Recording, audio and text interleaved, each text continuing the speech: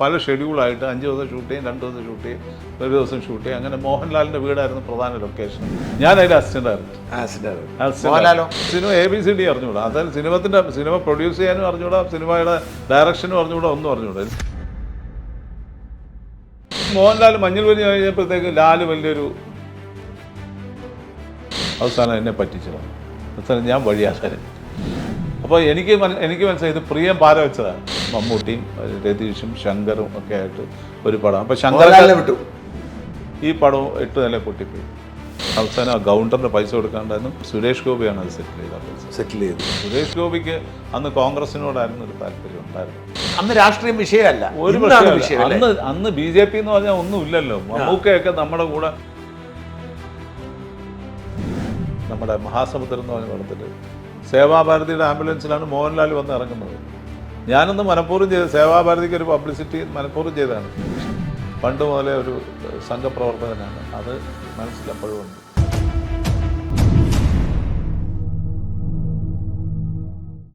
നമസ്കാരം. ദീർഘകാലമായി ഒരുമിച്ച് പ്രവർത്തിക്കുന്ന സിനിമാ നിർമ്മാതാക്കളും സിനിമാ താരങ്ങളും ചേരിതിരിഞ്ഞ് ഭിന്നതയിലേക്ക് നീങ്ങുന്ന സാഹചര്യമാണ് ഇപ്പോഴുള്ളത്. ആ ഭിന്നതയുടെ കാരണം നിർമ്മാതാക്കളുടെ പ്രതിനിധിയായി G. സുരേഷ് കുമാർ എന്ന പ്രശസ്തനായ നിർമ്മാതാവ് നടത്തിയ പ്രതികരണങ്ങൾ. G. സുരേഷ് കുമാർ തൻ്റെ നിലപാട് കഴിഞ്ഞ എപ്പിസോഡിൽ കൃത്യമായി വ്യക്തമാക്കിയിട്ടുണ്ട്.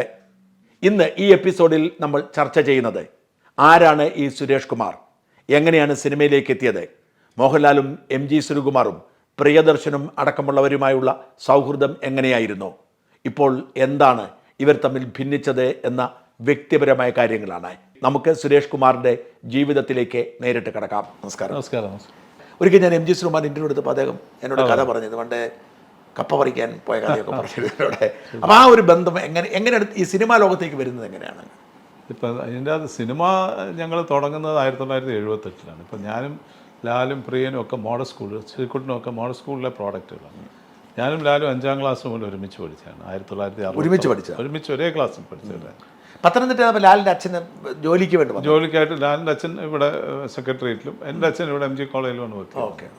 അപ്പോൾ അങ്ങനെയാണ് ഞങ്ങൾ തിരുവനന്തപുരത്ത് വരുന്നത്. എല്ലാവരും വരവാണ്. ഞാൻ ശരിക്കും എൻ്റെ അമ്മയുടെ വീട് തിരുവല്ലയാണ്, അച്ഛൻ്റെ വീട് പരവൂരാണ്, നോർത്ത് പരവൂർ. ശരി. ഇത് പഠനം ജോലി ആവശ്യത്തിന് വരുന്നതാണ്. ഇവിടെ വന്ന് തിരുവനന്തപുരം ഞാനൊക്കെ തിരുവനന്തപുരത്ത് എത്തിയ പോലെ എല്ലാവരും അങ്ങനെ ഇവിടെ വന്നാൽ ആരും തിരിച്ചു പോകാറില്ല. അപ്പോൾ അങ്ങനെ വന്ന് കൂടിയവരാണ് ഞങ്ങൾ. അപ്പോൾ അന്ന് മുതലുള്ള പരിചയം തുടങ്ങി. അത് കഴിഞ്ഞ് ഞങ്ങൾ കോളേജിലേക്ക് ഒന്നിച്ച് എത്തുന്നു. പിന്നെ അപ്പോൾ അവിടെ വെച്ചിട്ടാണ് ഞങ്ങൾ കോളേജ് പഠിക്കുന്ന സമയത്ത്, BCom ഫസ്റ്റ് ഇയറിന് പഠിക്കുന്ന സമയത്താണ് ഞങ്ങളൊരു സിനിമയുടെ ആലോചന. ഞങ്ങളുടെ ഒരു ഫ്രണ്ടുണ്ട് അശോക് കുമാർ എന്ന് പറഞ്ഞിട്ട്. അശോകും ഞങ്ങളുടെ കൂടെ ഞങ്ങളുടെ തൊട്ട് സീനിയറായിട്ട് പഠിച്ചാണ്. അന്ന് ശ്രീകുട്ടൻ പാട്ട് പാടും. അന്നേ പാട്ട് പാടും. ലാലേട്ടൻ അങ്ങനത്തെ ഒന്നുമില്ല. ഇല്ല, ലാൽ അന്ന് അഭിനയിക്കുന്നു. അന്ന് സ്കൂളിൽ പഠിക്കുമ്പോഴേ അഭിനയിച്ച് ബെസ്റ്റ് ആക്ടർ അവാർഡ്. ശരി. കമ്പ്യൂട്ടർ ബോയ് എന്ന് പറഞ്ഞ സിനിമയിൽ ഒരു വയസ്സനായിട്ട് അഭിനയിച്ചു. 90 വയസ്സായ ഒരു വയസ്സനായിട്ട് അഭിനയിച്ചിട്ടാണ് മോഹൻലാലിൽ നിന്ന് അവാർഡ് കിട്ടുന്നത്. ബെസ്റ്റ് ആക്ടർ സ്കൂൾ നാടകത്തിൽ. അപ്പോൾ അത് കഴിഞ്ഞിട്ട് ഞങ്ങൾ സ്കൂൾ കഴിഞ്ഞ് കോളേജിൽ വരുമ്പോഴാണ് അശോക് കുമാർ എന്ന് പറയുന്നത് രാജീവ് നാഥിൻ്റെ ബ്രദറാണ്. രാജീവ് നാഥ് അദ്ദേഹം പടം തണൽ എന്ന് പറഞ്ഞ സിനിമയൊക്കെ 75 ചെയ്ത് അവാർഡൊക്കെ വാങ്ങിച്ചു. അദ്ദേഹത്തിൻ്റെ സിനിമ ഷൂട്ടിങ്ങൊക്കെ കാണാൻ ഞങ്ങൾ പോകുമായിരുന്നു. അപ്പോൾ അങ്ങനെ അശോകുമായിട്ട് ഉള്ള സൗഹൃദമാണ്.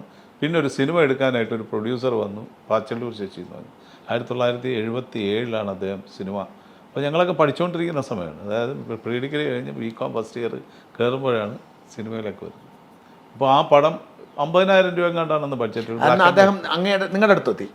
അദ്ദേഹം ഏതോ വഴി ഞങ്ങളുടെ അടുത്തെത്തി. അന്ന് ഇപ്പം നമ്മുടെ സിനിമ ബന്ധമൊന്നുമില്ല, അത്രേ ഉള്ളൂ. അല്ലാതെ ഞങ്ങൾക്ക് സിനിമ ABCD അറിഞ്ഞുകൂടാ. അതായത് സിനിമ പ്രൊഡ്യൂസ് ചെയ്യാനും അറിഞ്ഞുകൂടാ, സിനിമയുടെ ഡയറക്ഷനും അറിഞ്ഞുകൂടാ, ഒന്നും അറിഞ്ഞുകൂടാ. എല്ലാവരും പുതിയ ആൾക്കാർ. അപ്പം ഇങ്ങനെ വന്ന് ഇപ്പോൾ എല്ലാവർക്കും പറ്റുന്ന അബദ്ധം തന്നെ ആ പ്രൊഡ്യൂസറിനും പറ്റിയത്. അപ്പോൾ പുള്ളി ഒന്നും അറിഞ്ഞുകൂടാതെ വന്ന് സിനിമ എടുക്കാനായിട്ട് വന്നിട്ട് ഞങ്ങളൊരു സിനിമ എടുത്തു. അപ്പം ആ സിനിമയിൽ ശരിക്കും അശോക് ഇപ്പോഴത്തെ നമ്മുടെ ഒരു സ്വാമിജിയുണ്ട്, അശ്വതി തിരുനാൾ എന്നും പറഞ്ഞിട്ട്, എനിക്കറിയാം. അദ്ദേഹത്തിൻ്റെ പൂർവ്വ ആശ്രമത്തിൻ്റെ പേര് ശശി എന്നാണ്. അപ്പോൾ ശശിയും അശോകും കൂടെ അത് ഡയറക്റ്റ് ചെയ്യാനായിട്ട് തുടങ്ങിയത്. അപ്പോൾ അത് കഴിഞ്ഞിട്ട് ഇത് പകുതി വെച്ച് ഇവർ പിരിഞ്ഞു. പടവും അവിടെ പല ഷെഡ്യൂളായിട്ട് 5 ദിവസം ഷൂട്ട് ചെയ്യും, 2 ദിവസം ഷൂട്ട് ചെയ്യും, ഒരു ദിവസം ഷൂട്ട് ചെയ്യും. അങ്ങനെ മോഹൻലാലിൻ്റെ വീടായിരുന്നു പ്രധാന ലൊക്കേഷനും അതിൻ്റെ ചുറ്റുവട്ടവും. നിങ്ങൾക്ക് എന്തായിരുന്നു റോള്? ഞാൻ അതിൽ അസിസ്റ്റൻ്റ് ഡയറക്ടർ. മോഹൻലാൽ അതിൽ ഒരു റോൾ അഭിനയിക്കുന്നു. അതിലൊരു ജോലിക്കാരൻ്റെ റോളായിരുന്നു, ചെറിയൊരു റോൾ. അപ്പം മോഹൻലാൽ അന്ന് മുതലേ ഞങ്ങളെല്ലാം കൂടെ ഒരുമിച്ചായിരുന്നു. പിന്നെ ഈ പടം വഴി കടന്നുപോയി. തീർക്കാൻ പൈസയില്ല. അങ്ങനെയാണ് എല്ലാവരും കൂടെ പോയിട്ട് കൊല്ലത്തെ മറ്റേ നാന റെഡ്ഡിയാരുണ്ട്, അദ്ദേഹത്തിൻ്റെ ബ്രദർ, കൃഷ്ണസ്വാമി റെഡ്ഡിയാരുടെ ബ്രദർ, തിരുവങ്കടം കൃഷ്ണസ്വാമി റെഡ്ഡിയാരുടെ ബ്രദറാണ് തിരുവങ്കടം മുതലാളി. തിരുവങ്കടം മുതലാളി എന്നാണ് പറയുന്നത്. അദ്ദേഹമാണ് ശരിക്കും ഞങ്ങളുടെ ഗോഡ് ഫാദർ. തിരുവങ്കടം മുതലാളിയെ പോയി കണ്ടിട്ട് ഞങ്ങളിത് പറയുക. അദ്ദേഹത്തെ നോക്കുമ്പോൾ കുറേ പീക്കിരി പിള്ളേർ, നമ്മളൊക്കെ ഒന്ന് കണ്ടാൽ പോലും ആരും 5 പൈസ തരില്ല എന്ന് വെച്ചാൽ അങ്ങനത്തെ ഒരു ഇതില്ലായിരുന്നു. അപ്പോൾ അങ്ങനെ ഇരുന്ന ഒരു ഇതിൽ അദ്ദേഹം അവസാനം പറഞ്ഞു, ഒരു കാര്യം ചെയ്യാം, ഈ പണം ഞങ്ങളിങ്ങനെ കയറി ഇറങ്ങുകയാണ് അവിടെ. അപ്പോൾ അങ്ങനെ പറഞ്ഞ ഒരു കാര്യം ചെയ്യാം, പൈസയൊന്നും നിങ്ങളെ തരില്ല, വണ്ടിക്കൂലി തരും, അവിടെ ചെല്ലുമ്പോൾ ഫുഡ് തരും, ബാക്കി ഷൂട്ട് ചെയ്യാനുണ്ട്. അപ്പോൾ ഞങ്ങൾ പറഞ്ഞു അതൊക്കെ ഞങ്ങൾക്ക് അങ്ങ് വേറെ ഒന്നുമില്ല, ഇപ്പോൾ ഈ പടം തീർത്താൽ മതി എന്നുള്ളത്. അങ്ങനെ തിരുവനന്തപുരത്ത് ബാക്കി 2 പാട്ടൊക്കെ റെക്കോർഡ് ചെയ്ത് MG രാധാകൃഷ്ണനെ വെച്ച് 2 പാട്ട് രാധാകൃഷ്ണൻ ചെയ്തു. രാധാകൃഷ്ണൻ ചേട്ടൻ ചെയ്തു. ശ്രീകുട്ടനല്ല പാടിയത്? അല്ല, അത് ശ്രീകുട്ടൻ, അത് യേശുദാസാണ് പാടിയത്. അന്ന് ശ്രീകുട്ടൻ പാടി തുടങ്ങിയില്ല. അപ്പോൾ അതിൽ 2 പാട്ടൊക്കെ എടുത്ത് അത് ഷൂട്ട് ചെയ്തിട്ട് ബാക്കിയെല്ലാം ചെയ്യാനായിട്ട് ഞങ്ങൾ മദ്രാസ്. യേശുദാസിന് അന്ന് അത്ര ഡിമാൻഡ് വരുന്നില്ല, നമ്മളിപ്പോൾ അത്ര ഉണ്ടെങ്കിൽ പോലും ഏത് പടത്തിലും വരും. അന്ന് ദാസേട്ടൻ ഭയങ്കര ആണ്, എന്നാലും പടത്തിന് കിട്ടി, നമുക്ക് കിട്ടി. അത് കിട്ടി. അപ്പം അത് കഴിഞ്ഞിട്ട് അത് രാധാകൃഷ്ണൻ ചേട്ടനും ദാസേട്ടനും ഒരുമിച്ച് പഠിച്ചാണല്ലോ, അങ്ങനെ ഒരു കണക്ഷൻ വന്നു. അപ്പോൾ അങ്ങനെ ഞങ്ങൾ അവിടെ പോയി മദ്രാസിൽ പോയിട്ട് പോസ്റ്റ് പ്രൊഡക്ഷൻ, അന്നാണ് നമ്മൾ ഈ കോടമ്പാക്കവും ഇതുമൊക്കെ കാണുന്നത്. സിനിമ എന്താണെന്ന് കാണുന്നത്. അപ്പോൾ നമ്മൾ നോക്കുമ്പോഴത്തേക്ക് ഞങ്ങൾ ചെയ്തിരിക്കുന്നതെന്ന് പറഞ്ഞാൽ വെറും പിള്ളേർ കളിയായിരുന്നു, ഒന്നും അറിഞ്ഞുകൂടാത്ത. അവിടെ ചെല്ലുമ്പോഴാണ് നമ്മൾ സീരിയസ് ഫിലിം മേക്കേഴ്സിനെ കാണുന്നത്. ശങ്കുണ്ണി പോലെ എഡിറ്റർ, എല്ലാവരും വളരെ സീനിയറായിട്ടുള്ള. അപ്പോൾ ജോഷിയേട്ടനൊക്കെ അന്ന് സിനിമ ചെയ്തു തുടങ്ങിയ സമയമാണ്. അപ്പോൾ അവിടെ ഒത്തിരി ആൾക്കാർ, ശശികുമാർ സാറ്, ഇങ്ങനത്തെ അന്നത്തെ പ്രമുഖരായിട്ടുള്ളവരൊക്കെ AVM സ്റ്റുഡിയോയുടെ എഡിറ്റിംഗ് റൂമിൽ വരും. അപ്പോൾ ഇതൊക്കെ കണ്ട് അന്തം വിട്ട് ഞങ്ങൾ, അങ്ങനെയാണ് ഞാൻ എഡിറ്റിംഗ് റൂം ആകുമ്പോഴേ പേടിയല്ലേ? അതെ, ഇന്നത്തെ എഡിറ്റിംഗ് റൂമല്ലല്ലോ, ഇന്നത്രയും മതി ഒരു ഇത് വെച്ച് എഡിറ്റ് ചെയ്ത്. അന്ന് മൂവിയോളയിലാണ് എഡിറ്റ് ചെയ്തത്. അപ്പോൾ ആ മൂവിയോള എഡിറ്റ് ചെയ്യണമെങ്കിൽ ഭയങ്കര ഒരു പ്രാഗൽഭ്യം വേണം അതിന്, ചുമ്മാ ചെയ്യാനൊക്കില്ല. അത് ഒത്തിരി എക്സ്പീരിയൻസ് ആയിട്ടുള്ള ആൾക്കേ ചെയ്യാനൊക്കും. അപ്പം അത് കണ്ട് കഴിഞ്ഞ് എഡിറ്റ് ചെയ്ത് ഈ പടം റിലീസ് ചെയ്യാൻ നോക്കിയിട്ട് റിലീസ് ചെയ്യാനൊന്നും പറ്റിയില്ല. A സർട്ടിഫിക്കറ്റ്, അതൊരു എക്സിബിഷനിസം പെർവേഷനായിട്ടുള്ളൊരു പെൺകുട്ടിയുടെ കഥയായിരുന്നു. അന്ന് ഈ A സർട്ടിഫിക്കറ്റ് പടം ഇറങ്ങുന്നതിൻ്റെ സമയത്ത് ഉള്ള സംഭവമായിരുന്നു. കുറേ വെട്ടിക്കളഞ്ഞ് അത് അവസാനം ഇവിടെ ആറ്റിങ്ങലെങ്ങാണ്ട് ഒരു തിയേറ്ററിൽ കളിച്ചിട്ട് അതവിടെ നിന്നു. അതോടുകൂടി ഞങ്ങളുടെ സിനിമ അപ്പോഴത്തെ ഉള്ള ഇത് നിന്നു. പിന്നെ അത് കഴിഞ്ഞിട്ട് എല്ലാവരും കൂടെ തിരിച്ച് നമ്മൾ തിരുവനന്തപുരത്ത് വന്ന് വീണ്ടും കോളേജിൽ പോയി നമ്മൾ ഇങ്ങനെ കോഫി ഹൗസിലിരിക്കുമ്പോഴാണ് ഒരു പടം തുടങ്ങാമെന്ന് പറഞ്ഞിട്ട് എല്ലാവരും കൂടെ പറഞ്ഞ ഒരു കാര്യം. നിർമ്മാതാവ് എന്നാ പറഞ്ഞു? ആ നിർമ്മാതാവ് അദ്ദേഹം പിന്നെ അദ്ദേഹത്തിന് ഒരു ഹാർട്ടിൻ്റെ പ്രശ്നം വന്ന് വാൽവ് റീപ്ലേസ്മെൻറ്റ് അദ്ദേഹം മരിച്ചുപോയി. വലിയ സങ്കടമായിരുന്നു അത്. അദ്ദേഹം ഞങ്ങളുടെ കൂടെ നടക്കുന്ന ഒരാളായിരുന്നു. അപ്പം അദ്ദേഹം ഒരു കോൺട്രാക്ടറായിരുന്നു. അപ്പം എന്നിട്ട് ഞങ്ങൾ രണ്ടാമതൊരു പടം എന്താണെന്ന് വെച്ചാൽ ആലോചിച്ചപ്പോഴത്തേക്ക് പ്രിയൻ പറഞ്ഞു, നമുക്ക് ഓളവും തീരവും പോലെ അതിൻ്റെ ഒരു ഇതെടുത്തിട്ട് നമുക്കൊരു തമിഴ് പടം. അങ്ങനെയാണ് ഞാനതിൻ്റെ പ്രൊഡ്യൂസറാവുന്നത്. എൻ്റെ അച്ഛൻ്റെ അനിയൻ കുറച്ച് പൈസ ഇൻവെസ്റ്റ് ചെയ്യാമെന്ന് പറഞ്ഞിട്ട് ഞങ്ങൾ അത് തുടങ്ങും. അല്ല, പ്രിയൻ എപ്പോഴും തുടങ്ങിയിരുന്നോ? പ്രിയൻ ഞങ്ങളുടെ കൂടെ ഇതിൻ്റെ കൂട്ടത്തിലുണ്ട്, അസിസ്റ്റന്റ് ഡയറക്ടറായിട്ട്. ഞാനും പ്രിയനും കൂടായിരുന്നു അന്ന്. പ്രിയൻ സ്ക്രിപ്റ്റ് തിരുത്താനായിട്ടൊന്ന് വന്നു. അങ്ങനെയാണ്. അത് കഴിഞ്ഞിട്ട് നമ്മൾ തുടങ്ങിയിട്ട് ഈ പടം തുടങ്ങാനായിട്ട് ഞങ്ങൾ മദ്രാസിൽ പോയി കിടക്കുന്നു. ഇത് പോകുമ്പോൾ ഞങ്ങളൊരു ബറ്റാലിയനായിട്ടാണ് പോകുന്നത്. ഞങ്ങളെല്ലാവരും 3rd ക്ലാസ്സിലാണ്. അന്ന് 38 രൂപയുള്ളൂ. എല്ലാവരും ഉണ്ട്. ഞാൻ, ലാലു, പ്രിയൻ എല്ലാം കൂടി സ്വാമി സ്വാജിൽ ഞങ്ങൾ 4 പേരും കൂടെ ഒരു മുറിക്കകത്ത് കിടക്കും. അശോക് എല്ലാം കൂടെ ഒരു മുറിക്കകത്താണ്. അപ്പം അവിടെ കിടന്ന് അങ്ങനെ ഞങ്ങൾ ഈ പടത്തിൻ്റെ ആർട്ടിസ്റ്റിനെയൊക്കെ ബുക്ക് ചെയ്ത് എല്ലാം ശരിയായി. ഒരു ഫൈനാൻസർ അവസാനം എന്നെ പറ്റിച്ചിരുന്നു. അവസാനം ഞാൻ വഴിയാധാരൻ പ്രൊഡ്യൂസറായതാണ്, പക്ഷേ കാശ് തരേണ്ട ആൾ തന്നില്ല. അതുകൊണ്ട് അങ്ങനെ വഴിയാധാരമായി. ഞങ്ങളെല്ലാം ആകെ പ്രശ്നമായി. എനിക്ക് വീട്ടിൽ വരാൻ പറയാതെ ഞാൻ മദ്രാസിൽ പച്ചവെള്ളം കുടിച്ച് കിടന്ന് കുറച്ചാൾ. അവസാനം വീട്ടുകാരറിഞ്ഞ് ഞാനവിടെ ഇങ്ങനെ ആണെന്ന് പറഞ്ഞിട്ട് എല്ലാവരും, എൻ്റെ അമ്മാവനവിടെ അടയാറിൽ ക്യാൻസർ ഇൻസ്റ്റിറ്റ്യൂട്ടിലെ ഡോക്ടറായിരുന്നു, ഡോക്ടർ സുകുമാരൻ. അപ്പോൾ അമ്മാവനെ വിളിച്ച് പറഞ്ഞിട്ട് എന്നെ അവിടുന്ന് വണ്ടി കയറ്റി അവിടുത്തെ സ്വാമി ലോഡ്ജിലെ ബില്ലൊക്കെ സെറ്റിൽ ചെയ്ത് വണ്ടി കയറ്റി. ബാക്കിയുള്ളവരൊക്കെ നേരത്തെ പോയി. ഞാൻ ഒറ്റയായി പോയി അവസാനം. എന്ന് വെച്ചാൽ അവരൊക്കെ നേരത്തെ ഇത് നടക്കില്ല എന്ന് പറഞ്ഞപ്പോൾ ഓരോരുത്തരും ഓരോ വഴിക്ക് പോകേണ്ടി വന്നു. അപ്പോൾ എല്ലാവരും പിടിച്ച് നിർത്താനൊക്കില്ല. എല്ലാവരും പോയി. ഞാൻ ഒറ്റയ്ക്ക് അവസാനം അവിടുന്ന് ഞാൻ വണ്ടി കയറി തിരിച്ച് നാട്ടിൽ വന്ന് അച്ഛനെ കണ്ടപ്പോഴത്തേക്ക് ഞാനങ്ങ് പൊട്ടിക്കറിഞ്ഞു. അപ്പോൾ അച്ഛൻ ഭയങ്കരമായിട്ട്, അച്ഛൻ ശരിക്കും അന്ന് ചേട്ടന് IAS കിട്ടി നിൽക്കുന്ന സമയമാണ്. അപ്പോൾ ഞാൻ 80 ബാച്ച് IAS ഓഫീസർ. ഇത് 80ലാണ് സംഭവിക്കുന്നത്. ഈ പടത്തിൻ്റെ പേര് കരയെ തൊടാതെ ഇലകളുന്നത്. ഇത് കര തട്ടുമില്ല, ഞാൻ കടലിൽ വായിപ്പോയി. അപ്പം ഈ ചേട്ടനെ, അപ്പോൾ അച്ഛന് ഞാൻ എന്തെങ്കിലും ഒന്നും ആവണമെന്നുണ്ടല്ലോ. ചേട്ടൻ IAS ഓഫീസറാകുമ്പോൾ നമ്മൾ എന്തെങ്കിലും ഒരു ചെറിയ രീതിയിലെങ്കിലും വരണ്ടേ. അപ്പോൾ ഞാൻ അച്ഛനൊക്കെ എന്നെ ചീത്ത പറയുമെന്ന് വിചാരിച്ചാണ് ഞാൻ വന്നത്. അപ്പോൾ ഞാൻ അച്ഛനെ കണ്ട് അങ്ങ് കരഞ്ഞു കഴിഞ്ഞപ്പോൾ അച്ഛൻ പറഞ്ഞു, നീ ഇളന്ന് ചുമ്മാ മോങ്ങാടാ, എന്തിനാണ് നീ ഇളന്ന് കരയുന്നത്? നീ ആദ്യം പോയി BCom പരീക്ഷ എഴുത്, എന്നിട്ട് പരീക്ഷ എഴുതി കഴിഞ്ഞിട്ട് പിന്നെ നമുക്ക് നോക്കാം സിനിമ. ആദ്യം പരീക്ഷ അതൊരു വലിയ കോൺഫിഡൻസ് ആയിരുന്നു. നമ്മൾ എങ്ങനെ ഇത് മുമ്പോട്ട് പോകും, എവിടെയെങ്കിലും ആത്മഹത്യ ചെയ്യണോ എവിടെയെങ്കിലും എന്നൊക്കെ പറഞ്ഞ് നടക്കുമ്പോഴാണ് ഇങ്ങനൊരു സംഭവം വന്നത്. അതുമാത്രമല്ല, ചേച്ചിയുടെ ആഭരണങ്ങളൊക്കെ കൊണ്ട് ഞാൻ പണയം വെച്ച് അങ്ങനെ കാശ് എടുത്തിട്ടുണ്ടായിരുന്നു, തികയാത്തതുകൊണ്ട്. അപ്പോൾ ഇതെല്ലാം അവസാനം കളങ്ങിത്തെളിഞ്ഞ് അച്ഛൻ പറഞ്ഞു അതൊക്കെ പോട്ടെ, നീ എന്തായാലും ഇതെഴുത്. അങ്ങനെ BCom ഒക്കെ ഞങ്ങൾ പോയി തീർത്ത് കഴിഞ്ഞിട്ടാണ് ഇങ്ങനെ നിൽക്കുമ്പോഴാണ് ഞങ്ങൾ തേനും വയമ്പും എന്ന് പറഞ്ഞിട്ട് ഞങ്ങളൊരു സിനിമയായിട്ട് ഇറങ്ങുന്നത്. അപ്പോഴും ധൈര്യം വന്നു, ഇത്ര നഷ്ടം വന്നിട്ട് അത് ഞങ്ങളുടെ ഒരു ഫ്രണ്ടാണ് അതിൻ്റെ അകത്തൊരു ഫൈനാൻസ് കിട്ടി, ഞങ്ങളെല്ലാം കൂടെ ചേർന്നിട്ടാണ് ആ പടം. അപ്പോൾ ഈ ലാലേട്ടനൊക്കെ അത് പഠിത്തം, മോഹൻലാലൊക്കെ അത് സിനിമ, മോഹൻലാലിന് അപ്പോൾ അങ്ങനെ അവിടെ മദ്രാസിൽ നിങ്ങൾ താമസിക്കുന്ന സമയത്താണ് മോഹൻലാൽ ഈ ഇതിന് അപ്ലൈ ചെയ്യുന്നത്. മഞ്ഞൾ അന്ന് വൈകിട്ടാണ് പേപ്പർ വരുന്നത്, സ്വാമി സ്വാതി.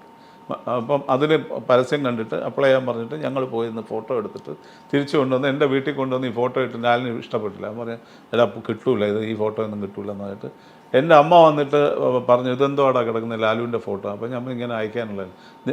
അപ്പോൾ അമ്മ പറഞ്ഞു നീ ഒരു കാര്യം ചെയ്യും, നീ അത് അയക്കേ എങ്ങനെയാണെന്ന് വെച്ചാൽ. അപ്പോൾ അഡ്രസ്സൊക്കെ എഴുതിയിട്ടുണ്ട്. അമ്മ തന്നെ കൊണ്ട് ചോറൊക്കെ വെച്ചാണ് ഇത് ഒട്ടിക്കുന്നത്. ഒട്ടിച്ച് മടക്കി ഞാൻ തന്നെ പുളിമൂട്ടിലാണല്ലോ GPO കൊണ്ട് ഞാൻ തന്നെ പോസ്റ്റ് ചെയ്തു.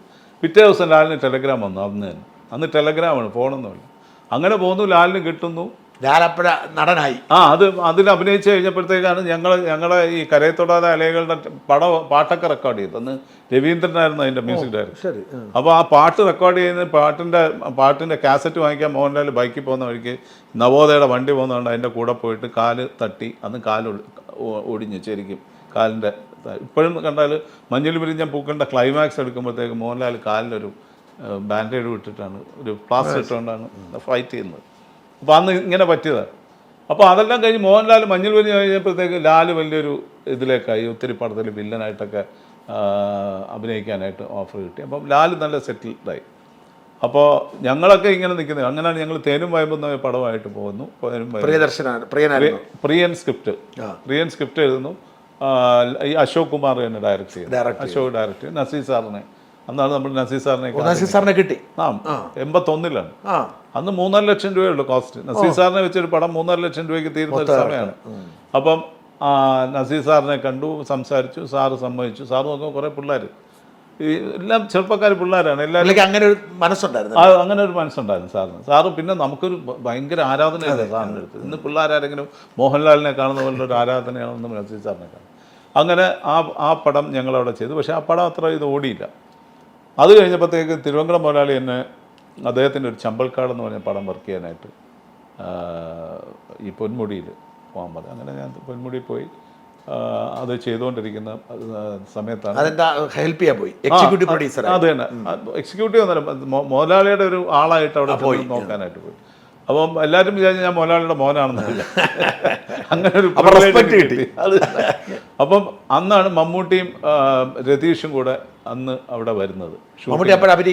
പിന്നെ വരുന്നത്. അപ്പം മമ്മൂക്ക അവിടെ രതീഷാണെന്ന് കാർ ഓടിച്ച് വരുന്നത്. രതീഷിനെ കാറുള്ളൂ, മമ്മൂക്കയൊക്കെ പിന്നാണ് കാർ വാങ്ങിച്ചത്. അപ്പോൾ അങ്ങനെ വന്ന് പിന്നെ ഞാൻ ഇവരുടെ കൂടായി, കിടപ്പും ഒക്കെ ഇവരുടെ മുറിയിലും കാര്യങ്ങളും, അങ്ങനെ ഇവരുമായിട്ട് വലിയ ഇതായി. അപ്പോൾ മമ്മൂക്ക ഞാൻ അതിനു മുമ്പ് ഞങ്ങൾ മദ്രാസിലിരിക്കുമ്പോഴേ ഞാൻ കണ്ടിട്ടുണ്ട്. അപ്പോൾ പുള്ളി നമ്മൾ സ്വാമിസിലൊക്കെ വന്ന് നമ്മളെ കാണുകയും നമ്മൾ സംസാരിക്കുകയൊക്കെ ചെയ്ത് പുള്ളി അറിയാം. രതീഷും ആയിട്ടും ഭയങ്കര ഒരു ഫ്രണ്ട്ഷിപ്പിൻ്റെ പുറത്താണ്. ഇത് കഴിഞ്ഞ ഉടനെ ഞാനൊരു പടം ആലോചിച്ചു. അങ്ങനെയാണ് കൂലി എന്ന് പറഞ്ഞൊരു പടം ചെയ്യുന്നത്. മമ്മൂട്ടിയും രതീഷും ശങ്കറും ഒക്കെ ആയിട്ട് ഒരു പടം. അപ്പോൾ ശങ്കർ വിട്ടു. അതിൽ ലാലില്ലായിരുന്നു. ഈ ശങ്കർ അന്ന് ലാലിന് അതിൻ്റെ അകത്ത് റോളും ഇല്ലായിരുന്നു. അപ്പോൾ ശങ്കറും ഒക്കെ ആയിരുന്നു. അങ്ങനെ അവരെ വെച്ചിട്ടൊരു പടം ചെയ്തു. ഈ പടവും 8 നില പൊട്ടിപ്പോയി. അതെനിക്കിപ്പോഴും എന്ന് വെച്ചാൽ ആദ്യത്തെ ദിവസം ഞാൻ ഫോൺ ചെയ്ത് കൊല്ലത്തൊരു തിയേറ്ററിൽ എന്തോ ഷെയർ എന്ന് ചോദിച്ചപ്പോഴത്തേക്ക് അവിടുത്തെ മാനേജറിനെ ചീത്ത വിളിച്ചു. അയാൾ പറഞ്ഞു ഇവിടെ ഒരു 10 രൂപ ചെയർ അടിച്ച് പൊട്ടിച്ചിട്ടുണ്ട്, പൈസ ഇവിടെ കൊടുത്തു കൊടുക്കുന്നത്. അതോടെ ഞാനത് ഫോൺ കട്ടി. അന്ന് ഈ STD ഒന്നുമില്ല, മറ്റേ ട്രങ്കോൾ വിളിച്ചാൽ സംസാരിക്കും. അപ്പോൾ അതോടെ നമ്മൾ അതും തകർന്നു. പിന്നെ എന്ത് ചെയ്യണമെന്ന് ആലോചിച്ചുകൊണ്ടിരിക്കുമ്പോഴത്തേക്ക് ഞാൻ പിന്നെ തിരുവങ്കടം മുതലാളിയെ പോയി കണ്ടു. ഞാൻ പറഞ്ഞു മുതലാളി ഇങ്ങനെയാണ് സംഭവം, എന്ത് ചെയ്യാനൊക്കെ. അപ്പോൾ എൻ്റെ അടുത്ത് ചോദിച്ചു ഈ പടത്തിൻ്റെ സബ്സിഡി കിട്ടിയത്. ഇല്ല, സബ്സിഡി കിട്ടി. ആ സബ്സിഡി വാങ്ങിച്ചുകൊണ്ട് പോവാം പൈസ. പിന്നെ ആ സബ്സിഡി വാങ്ങിക്കാനായിട്ടൊരു നടപ്പായിരുന്നു ഇതിൻ്റെ പുറകെ.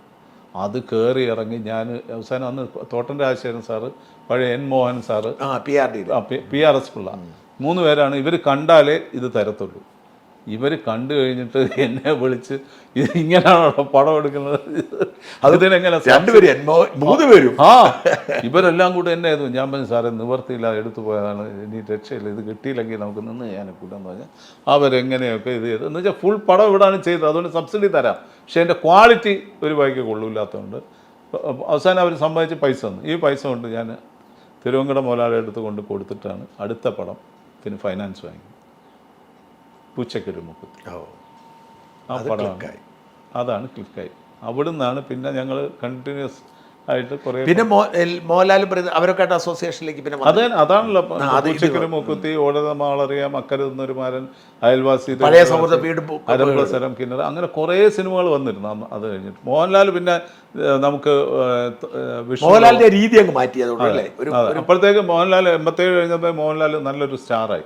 അങ്ങനെയാണ് 90-ൽ നമ്മൾ വിഷ്ണുലോകം എന്ന് പറഞ്ഞൊരു സിനിമ, ബട്ടർഫ്ലൈസ്, പിന്നെ അത് കഴിഞ്ഞിട്ട് 6-ാം തമ്പുരാൻ, അങ്ങനെ ഉള്ള പടങ്ങളായിരുന്നു നമ്മൾ ചെയ്തിട്ടുണ്ട്. ഇതായിരുന്നു നമ്മുടെ ഒരു പിന്നെ ആ ഒരു അതെല്ലാം തന്നെ വിജയമായിരുന്നില്ല. ആ ഒരു ഘട്ടം എല്ലാം തന്നെ വിജയമായിരുന്നു. പിന്നൊരു ഒരു സ്റ്റോപ്പ് വന്നത് എങ്ങനെയാണ്? പിന്നെ ഒരു ഘട്ടം അല്ലല്ല ഞാൻ തുടർന്നു എങ്കിലും ഞാൻ പറഞ്ഞ ആ ഒരു ആവേശം ഒരു ഘട്ടം കഴിഞ്ഞപ്പോഴത്തേക്കും അല്ലല്ല ഞാൻ 2013 വരെ കണ്ടിന്യൂസ് ആയിട്ട് പടം ചെയ്തു. അതായത് കുബേരൻ, അങ്ങനെ കുറേ പടങ്ങളുണ്ട്. നമ്മളെ നീലത്താമര, പിന്നെ കുറേ റീമേക്ക് ചെയ്തു. നീലത്താമര റീമേക്ക് ചെയ്തു, പിന്നെ ചട്ടക്കാരി റീമേക്ക് ചെയ്തു, രതിനിർവേദം റീമേക്ക്. ഈ റീമേക്കിനെ കുറിച്ചുള്ള ഐഡിയ എങ്ങനെ തോന്നിയത്? ഞാൻ നീലത്താമര എനിക്ക് ഭയങ്കര താല്പര്യമുള്ളൊരു പടമാണ്. അങ്ങനെ MT സാറിനുമായിട്ട് സംസാരിച്ചപ്പോൾ അദ്ദേഹത്തിന് താല്പര്യം ഒന്ന് ചെയ്യണം. അങ്ങനെ സാറ് സമ്മതിച്ചിട്ടാണ് നമ്മളതങ്ങനെ അത് ക്ലിക്കായോ? അത് ക്ലിക്കായി. നല്ല പാട്ടുകളും കാര്യങ്ങളും ഒക്കെ ആയിരുന്നു. സൂപ്പർ ഹിറ്റ് സോങ്സ് ആയിരുന്നു എല്ലാ പാട്ടും. എൻ്റെ പാടത്തിലെ മിക്കവാറും എല്ലാ പാട്ടും നല്ല പാട്ടുകളാണ്, വരുന്ന പാട്ടുകളെല്ലാം. അപ്പോൾ ആ പടം ഹിറ്റായി. അത് കഴിഞ്ഞിട്ട് 2013 കഴിഞ്ഞിട്ട് പിന്നെ ഞാൻ 2016-ലാണ് പടം ചെയ്തത്. ഇപ്പോൾ റീമേക്കുകളൊന്നും ക്ലിക്ക് ആവുന്നില്ല. ഇല്ല, നമ്മൾ അങ്ങനെ ആലോചിക്കാറുമില്ല. അല്ല, ഇപ്പൊ ചെയ്യുന്നതൊന്നും അങ്ങോട്ട് ആവുന്നില്ലെന്ന് തോന്നുന്നു. അത് റീമാസ്റ്റർ ചെയ്തിട്ടുള്ള പരിപാടി, റീമേക്ക് അല്ല, അവർ റീമാസ്റ്റർ ചെയ്തിട്ടുള്ളൊരു സംഭവം. അതേ പടം തന്നെ തിരിച്ചിറക്കുക. അങ്ങനെ. അപ്പോൾ ഇപ്പം വടക്കം വീര കഥ നല്ല രസമുണ്ട്, അത് കാണാൻ നല്ല ഭംഗിയായിട്ടുണ്ടാവും. പക്ഷെ അതൊന്നും വിജയിച്ചില്ലെന്ന് തോന്നുന്നു. അല്ല, കുഴപ്പമില്ലാതെ പോയത്. അതെന്ന് വെച്ചാൽ അവരത് നല്ല ടെക്നിക്കലി നല്ല പെർഫെക്റ്റ് ആയിട്ട് ചെയ്തൊരു സാധനം. പക്ഷെ ഇടയ്ക്ക് പലേരിമാണിക്കൊന്നും ക്ലിക്ക് ആയില്ല. ഇല്ല അങ്ങനെ ആവനാഴി, അങ്ങനെ കുറെ കാലം 2013 മുതൽ 16 വരെ ഗ്യാപ്പ് 16 വരെ ഗ്യാപ്പ് വന്നു. അത് ഓരോ കാര്യങ്ങളായിട്ട് അങ്ങനെ പോയി എന്നുള്ളതല്ലാതെ വേറെ ഒന്നുമില്ല. അപ്പം 16-ൽ മാച്ച് ബോക്സ് ചെയ്തു. അത് കഴിഞ്ഞിട്ടും പിന്നെ ഒരു ഗ്യാപ്പ് വന്നു. പിന്നാണ് ഇപ്പോഴാണ് വാശി എന്ന് പറഞ്ഞൊരു പടം ചെയ്തത്. അതാണ് നമ്മുടെ 13-ന് ശേഷം പിന്നെ ഇതങ്ങ് മാറി. കഴിഞ്ഞ ഒരു 10 വർഷം. അതെ. ഈ സംഘാടക മറ്റേ പ്രൊഡ്യൂസേഴ്സ് അസോസിയേഷൻ പ്രസിഡന്റ് ഏത് ഘട്ടത്തിലായിരുന്നു? ഞാൻ 2008 മുതൽ പ്രൊഡ്യൂസേഴ്സ് അസോസിയേഷൻ 8, പിന്നെ അത് കഴിഞ്ഞിട്ട് അതിൻ്റെ ജനറൽ സെക്രട്ടറി ആയിരുന്നു. വീണ്ടും പ്രൊഡ്യൂസേഴ്സ് 5 വർഷം ഞാൻ പ്രസിഡൻ്റായിട്ടിരുന്നു. അങ്ങനെ കണ്ടിന്യൂസ് ആയിട്ട്. അപ്പോൾ നമുക്ക് ആ സമയത്ത് കുറേ കാര്യങ്ങളൊക്കെ നമുക്ക് ചെയ്യാൻ പറ്റി അസോസിയേഷന് വേണ്ടിയിട്ട്. കുറേ എന്താ ആ കാലയളവിൽ ഈ സിനിമാ നിർമ്മാതാക്കൾക്ക് വേണ്ടി ചെയ്ത 1-2 ഇനിഷ്യേറ്റീവ്? അപ്പോൾ ഒരു സംഘടിതമല്ല അവരല്ലേ? അല്ല, സംഘടിതമായിരുന്നു. ഞങ്ങൾ പുതിയ ഓഫീസ് പണിഞ്ഞു. ഏറ്റവും വലിയ നല്ലൊരു ഓഫീസ്, അതായത് ആര് വന്ന് കണ്ടാലും ഒരു അന്തസ്സ് വന്ന രീതിയിലൊരു ഓഫീസ് ഞങ്ങൾ ചെയ്തു. അതിന് ഇപ്പോൾ എല്ലാം കൂടെ അതിനൊരു 15 കോടി രൂപ വരും. അത്രയും വലിയൊരു ഓഫീസ് നമ്മൾ ചെയ്തു. അപ്പോൾ അതിന് നമ്മളെ സഹായിച്ചത്, ഇപ്പം അവസാനം ഞങ്ങൾക്ക് കുറേ കടമൊക്കെ ഉണ്ടായിരുന്നു. അമ്മയാണ് നമ്മളെ സഹായിച്ചത്. അമ്മയാണ് നമുക്ക് കുറച്ച് പൈസ ഒക്കെ കടം തന്നു. അങ്ങനെ മോഹൻലാൽ അന്ന് പ്രസിഡൻ്റായിരിക്കുമ്പോഴാണ് അതൊക്കെ ചെയ്തത്. അങ്ങനെ ഒരു കാര്യങ്ങളുമൊക്കെ ഉണ്ടായിരുന്നു. അതുകൊണ്ട് അതിൻ്റെ കടങ്ങളൊക്കെ തീർത്തു. പിന്നെ നമ്മൾ സാംസ്കാരിക ക്ഷേമനിധി പ്രൊഡ്യൂസേഴ്സ് അസോസിയേഷൻ മുൻകൈ എടുത്താണ് ലോട്ടറി വിറ്റ് ഇതുണ്ടായത്. അത് ഞാൻ പ്രസിഡൻ്റായിരിക്കുന്ന സമയത്താണ്. അതിനുശേഷമാണ് ഞാൻ 2013 മുതൽ ഗ്യാപ്പ് വരുന്നത് വെച്ചാൽ 2011 മുതൽ ഞാൻ സാംസ്കാരിക ക്ഷേമനിധി ബോർഡിൻ്റെ ചെയർമാൻ. അതാണ് ഗണേശനായിരുന്നു. അതാണ് അദ്ദേഹം എന്നോട് പറഞ്ഞത്. അതെ. അപ്പോൾ അങ്ങനെ ഗണേശ് പറഞ്ഞിട്ടാണ് ഞാൻ അവിടെ, അദ്ദേഹമാണ് എന്നെ ആക്കിയത്. അപ്പം പുള്ളിക്കൊരു തോന്നല് നമ്മൾ ഇരുന്നാൽ ശരിയാവുന്നു. പക്ഷേ ഞാൻ അവിടെ കിടന്ന് രാപ്പകൽ കഷ്ടപ്പെട്ട് അതൊരു പരുവാക്കി എടുക്കാൻ പറ്റി. എനിക്ക് കുറേ ആളുകളെ സഹായിക്കാൻ പറ്റി. ഒത്തിരി പേര് വിചാരിക്കാത്ത തരത്തിലുള്ള സാമ്പത്തിക ഒത്തിരി പേര് നമ്മുടെ സിനിമയിലൊക്കെ ഉള്ള അവർക്കൊക്കെ 4000 രൂപ വെച്ച് ഇപ്പോൾ പെൻഷൻ കിട്ടുന്നു. അതൊരു വലിയ കാര്യമാണ്. അപ്പോൾ അങ്ങനെയൊക്കെയുള്ള കാര്യങ്ങളിലേക്ക് ഇടപെടുമ്പോഴത്തേക്ക് നമ്മൾ സിനിമയിൽ നിന്നുള്ള കോൺസെൻട്രേറ്റ് നമ്മൾ പോകും. അതുകൊണ്ടാണ് അങ്ങനെ ചെയ്തത്. അതിൻ്റെ കല്യാണം കഴിച്ചപ്പോഴാണ്? കല്യാണം കഴിച്ച 87-ലാണ്. അതെങ്ങനെ സംഭവിച്ചത്? അത് ഞാൻ ശരിക്കും ശങ്കർ എൻ്റെ ഏറ്റവും അടുത്ത നല്ലൊരു ഫ്രണ്ടാണ്. ശങ്കർ ലണ്ടനിലാണ്. ശങ്കർ ലണ്ടനിലാണ്. എനിക്ക് ചന്ദ്രൻ്റെ വൈഫിനെ എനിക്കറിയാം, നൃത്താദേവി. അതെ, നല്ലൊരു ഡാൻസറാണ്. അവിടെ ഉള്ള പ്രോഗ്രാമൊക്കെ, ഞങ്ങളുടെ പ്രോഗ്രാമൊക്കെ ഞങ്ങൾക്ക് വർഷം തോറും അവിടെ ഒരു വലിയ പ്രോഗ്രാമുണ്ട്, 10,000 പേര് പങ്കെടുക്കുന്നു. അതെ. അപ്പോൾ അതിൻ്റെ അവതരണ ഗാനം അവർ തന്നെ ചിട്ടപ്പെടുത്തി അതെ ചെയ്തു കൊടുക്കും. അപ്പോൾ ശങ്കർ വന്നിട്ടുണ്ട് ഇവർ അവതരിപ്പിക്കുന്ന പ്രോഗ്രാമുള്ള കാരണം. അപ്പോൾ ശംഖുവായിട്ട് ഞാൻ ഭയങ്കര ഞങ്ങൾ മഞ്ഞൾ ഉരിഞ്ഞ പൂക്കൾ കഴിഞ്ഞ് ലാലാണ് കൊണ്ടുവന്ന് ഇൻട്രൊഡ്യൂസ് ചെയ്യുന്നത് ശങ്കറിന്. അങ്ങനെ പിന്നെ ഞങ്ങൾ ഒന്നുകിൽ ശങ്കറിൻ്റെ വീട്ടിൽ അല്ലെങ്കിൽ ശങ്കർ നായനാണല്ലോ എന്നല്ലേ അതിൽ അങ്ങനെ പരിചയപ്പെട്ട് ഞങ്ങൾ വലിയ കമ്പനിയായി. അങ്ങനെ ഇരിക്കുമ്പോഴാണ് ഇത് എൻ്റെ മോഹങ്ങൾ പൂവണിഞ്ഞു എന്ന് പറഞ്ഞ സെറ്റിൽ വെച്ചിട്ടാണ് ഞാൻ ആദ്യമായിട്ട് ശങ്കറിനെ കാണാൻ പോകുമ്പോഴാണ് എൻ്റെ ഭാര്യയെ അവിടെ കാണുന്നത്. അവിടെ വെച്ച് പരിചയപ്പെട്ടു. പിന്നെ പരിചയപ്പെട്ട് ജസ്റ്റ് അങ്ങ് പോയെന്നുള്ളതല്ല. അന്ന് വളരെ അറിയപ്പെടുന്ന നടി തന്നെയല്ലേ? പിന്നെ അന്ന് നായികയാണ്, അവിടുത്തെ പ്രധാന നായികയാണ്. അപ്പം അന്ന് ഇഷ്ടംപോലെ പടങ്ങളൊക്കെ ഈ ഓപ്പോളൊക്കെ കഴിഞ്ഞതിന് ശേഷമാണ് എൻ്റെ മോഹങ്ങൾ പൂവണിഞ്ഞു. അത് കഴിഞ്ഞിട്ട് എങ്ങനെ നീ മറക്കും എന്ന് പറഞ്ഞ പടത്തിന് ഇവിടെ വരുമ്പോഴാണ് ഞാൻ സുകുമാരി ചേച്ചിയാണ് എന്നെ പരിചയപ്പെടുത്തുന്നത്. അന്നും ശങ്കറിനെ കാണാനാണ് അവിടെ പോണത്. ശങ്കറും ലാലും ഒക്കെ ഉണ്ട്. അപ്പം ദേവദാരു പൊത്തു എന്ന് പറഞ്ഞിട്ടുള്ള ആ പാട്ടിന് ഷൂട്ട് ചെയ്തുകൊണ്ടിരിക്കുമ്പോഴാണ് ചേച്ചി എന്നെ പരിചയപ്പെടുത്തുന്നത്. അങ്ങനെ പരിചയപ്പെട്ട് അത് വലിയ ഒരു ഇതായി. പിന്നെ എൻ്റെ പൂച്ചയ്ക്കൊരു മൂക്കുത്തിയിൽ അഭിനയിച്ചു. അങ്ങനെ ആണ് ഞങ്ങൾ പിന്നെ പ്രണയത്തിലേക്ക് മാറി. പ്രണയം എതിർപ്പും പ്രശ്നമൊക്കെ ഉണ്ടായിരുന്നോ? ഇല്ല, അച്ഛനൊന്നും അങ്ങനെ ഒരു ഇതില്ലായിരുന്നു. എന്ന് വെച്ചാൽ അച്ഛൻ കുറേ ദിവസം കഴിഞ്ഞാൽ ഇങ്ങനെ ഇത് ഞാൻ ഈ ആഗ്രഹം പറഞ്ഞു കഴിഞ്ഞപ്പോഴത്തേക്ക് അച്ഛൻ അമ്മയെടുത്ത് പറഞ്ഞു, ഈവൻ ഈ കൊച്ചിനെ വിളിച്ചുകൊണ്ട് വരുന്ന എനിക്കറിയായിരുന്നു. അച്ഛൻ കറക്റ്റ് മനസ്സിലായിരുന്നു. അപ്പോൾ അങ്ങനെ പറഞ്ഞു അച്ഛൻ. അതിൻ്റെ കല്യാണം നന്നായിട്ട് നടത്തിയോ? പിന്നെ ഇവിടെ വൈകുണ്ഠം കല്യാണം ഉണ്ട്. അവിടെ വെച്ച് തന്നെ നടത്തി. ആ കാലത്തെ എല്ലാ വലിയ കല്യാണമായിരുന്നിരിക്കണം. അങ്ങനൊന്നും അങ്ങനെ വലിയ ഇപ്പോഴത്തെ പോലുള്ള രീതിയൊന്നുമില്ല. അന്ന് കല്യാണം എന്ന് പറഞ്ഞാൽ എല്ലാവരും ഉണ്ടായിരുന്നു. എനിക്ക് പത്മരാജൻ ചേട്ടൻ, അരവിന്ദ് ചേട്ടൻ, അങ്ങനെയുള്ള ഒത്തിരി പേര്, അങ്ങനെയുള്ള ആൾക്കാർ. കല്യാണത്തിന് ശേഷം മേനക പിന്നെ സിനിമയിലേക്ക് പോയില്ല. അന്ന് കുറേ കഴിഞ്ഞ് ഈയിടെ ആരൊക്കെ വിളിച്ചു. അപ്പോൾ ഏതോ പടത്തിന് പോയിട്ട് അത്ര ഒരു താല്പര്യം ഇല്ല. അല്ല, അന്ന് നിർത്തി. അന്ന് ആ സമയത്തൊക്കെ പിന്നെ അന്ന് ഒരു ട്രെൻഡ് അങ്ങനെ ആയിരുന്നു സിനിമ. എനിക്ക് പിന്നെ അങ്ങനെ ഒന്നും ഇല്ലായിരുന്നു. സിനിമ അഭിനയിക്കേണ്ടെന്നൊന്നും എനിക്കൊന്നുമില്ല. പക്ഷേ പുള്ളിക്കാരത്തേക്ക് താല്പര്യം. അതുകൊണ്ടുള്ള ഗുണം എന്താണെന്ന് വെച്ചാൽ 2 കുട്ടികളും നമുക്ക് അവർക്ക് നല്ല കെയർ കൊടുത്ത് വളർത്താൻ പറ്റും. ഇപ്പം ഇടയ്ക്ക് ആരെങ്കിലുമൊക്കെ വിളിച്ചാൽ ചിലപ്പോൾ പോകും, അല്ലെങ്കിൽ പോകില്ല. അവർക്ക് താല്പര്യം ഉണ്ടെങ്കിൽ ചിലപ്പം ഒന്ന് ഇത്. ഇപ്പം ഒരു പടം ചെയ്തു, എവിടെ ശബരിമലയിൽ വെച്ചാണ് ഷൂട്ട് ചെയ്യുന്നത്. അപ്പോൾ പറഞ്ഞ് ഞാൻ വരാമെന്ന് പറഞ്ഞു. ശബരിമലയിൽ പോയിട്ടില്ല. അപ്പോൾ അതിന് വേണ്ടിയിട്ട് ശബരിമലയിൽ പോകാൻ വേണ്ടിയിട്ട് അവിടെ പോയി ഷൂട്ട് ചെയ്തത്. പക്ഷേ ആ പടം ഇറങ്ങിയിട്ടില്ല, അതെന്തോ മുടങ്ങിപ്പോയി. എന്തായാലും ശബരിമലയിൽ പോയി തൊഴുത് വലിയ പോയിട്ട്. മോളെങ്ങനെ സിനിമയിലേക്ക് എത്തിയത്? പിന്നീട് മോള് കൊച്ചിലെ മുതൽ നമ്മുടെ പടത്തിൽ അഭിനയിച്ചിട്ടുണ്ട്. ആദ്യം അവൾ അഭിനയിച്ചത് എൻ്റെ പൈലറ്റ്സ് എന്ന് പറഞ്ഞൊരു സിനിമയാണ്. അപ്പോൾ അത് നമ്മുടെ പടത്തിൽ തന്നെ ഒരു പാട്ട് സീനായിട്ട് ചെറിയൊരു ഇതായിട്ട് അഭിനയിച്ചു. പിന്നെ അത് കഴിഞ്ഞിട്ട് കുബേരൻ, എൻ്റെ തന്നെ സിനിമയാണ്, കുബേരനിൽ അഭിനയിച്ചു. കുബേരനിൽ 4 പിള്ളേരുടെ കഥയാണ്, കൊച്ചു പിള്ളേർ. അത് ദിലീപാണ്. അപ്പോൾ ദിലീപിൻ്റെ കൂടെയുള്ള 4 പിള്ളേരിൽ ഒരു കൊച്ചായിട്ട് അവൾ അഭിനയിച്ചു. അന്നേ അവൾക്ക് ഭയങ്കര താല്പര്യമാണ്. വെളുപ്പാങ്കാലത്ത് 4 മണിക്ക് റെഡി ആയിട്ടിരിക്കും, എണീറ്റ് പ്രാർത്ഥിച്ച് ഇതൊക്കെ. എത്ര വയസ്സുണ്ടാവും അപ്പോൾ കൊച്ചിന്? അന്ന് അവൾക്കൊരു 5 വയസ്സ് വരും. അത്രേ ഉള്ളൂ. 5 വയസ്സ് അത്രേ ഉള്ളൂ. അപ്പോൾ അന്നേ ഭയങ്കര ചെറിയൊരു വാനിറ്റി ബാഗും ഒക്കെ പിടിച്ചുകൊണ്ടാണ് പോകുന്നത് അന്ന്. അപ്പോൾ എൻ്റെ ഭാര്യ കൂടെ ഉണ്ടായിരുന്നു. അപ്പോൾ അന്ന് എൻ്റെ 2 പടം ഒരുമിച്ച് നടന്നുകൊണ്ടിരിക്കുകയായിരുന്നു. ഒന്ന് ഊട്ടിയിൽ കുബേരനും ഗുരുവായൂർ ശിവം എന്ന് പറഞ്ഞ പടവും, 2 പടവും നടന്നുകൊണ്ടിരിക്കുന്ന സമയത്ത്. അപ്പോൾ എനിക്ക് പോകാൻ പറ്റാത്തതുകൊണ്ട് എൻ്റെ ഭാര്യ ഇവിടെ പോയി നിന്ന് ഇവരുടെ കൂടെ നിന്ന്. അത് കഴിഞ്ഞ് പിന്നെ കുറേ ഗ്യാപ്പായിപ്പോയി.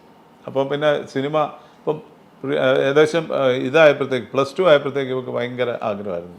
അപ്പോൾ എൻ്റെ അടുത്ത് പറഞ്ഞപ്പോൾ ഞാൻ ഇപ്പം മിണ്ടിപ്പോരുത്, ഡിഗ്രി കഴിഞ്ഞിട്ട് ഇനി എന്തും പാടുള്ളൂ എന്നൊരു ഇതായിരുന്നു. അപ്പം അത് ഡിഗ്രി കഴിഞ്ഞപ്പോഴത്തേക്ക് ഞാൻ വിചാരിച്ചു ഞാനായിട്ട് പോയി ആരുടെ പറയുന്ന പരിപാടി നോക്കില്ല. അപ്പോൾ ഇവർക്ക് ഭയങ്കര താല്പര്യം.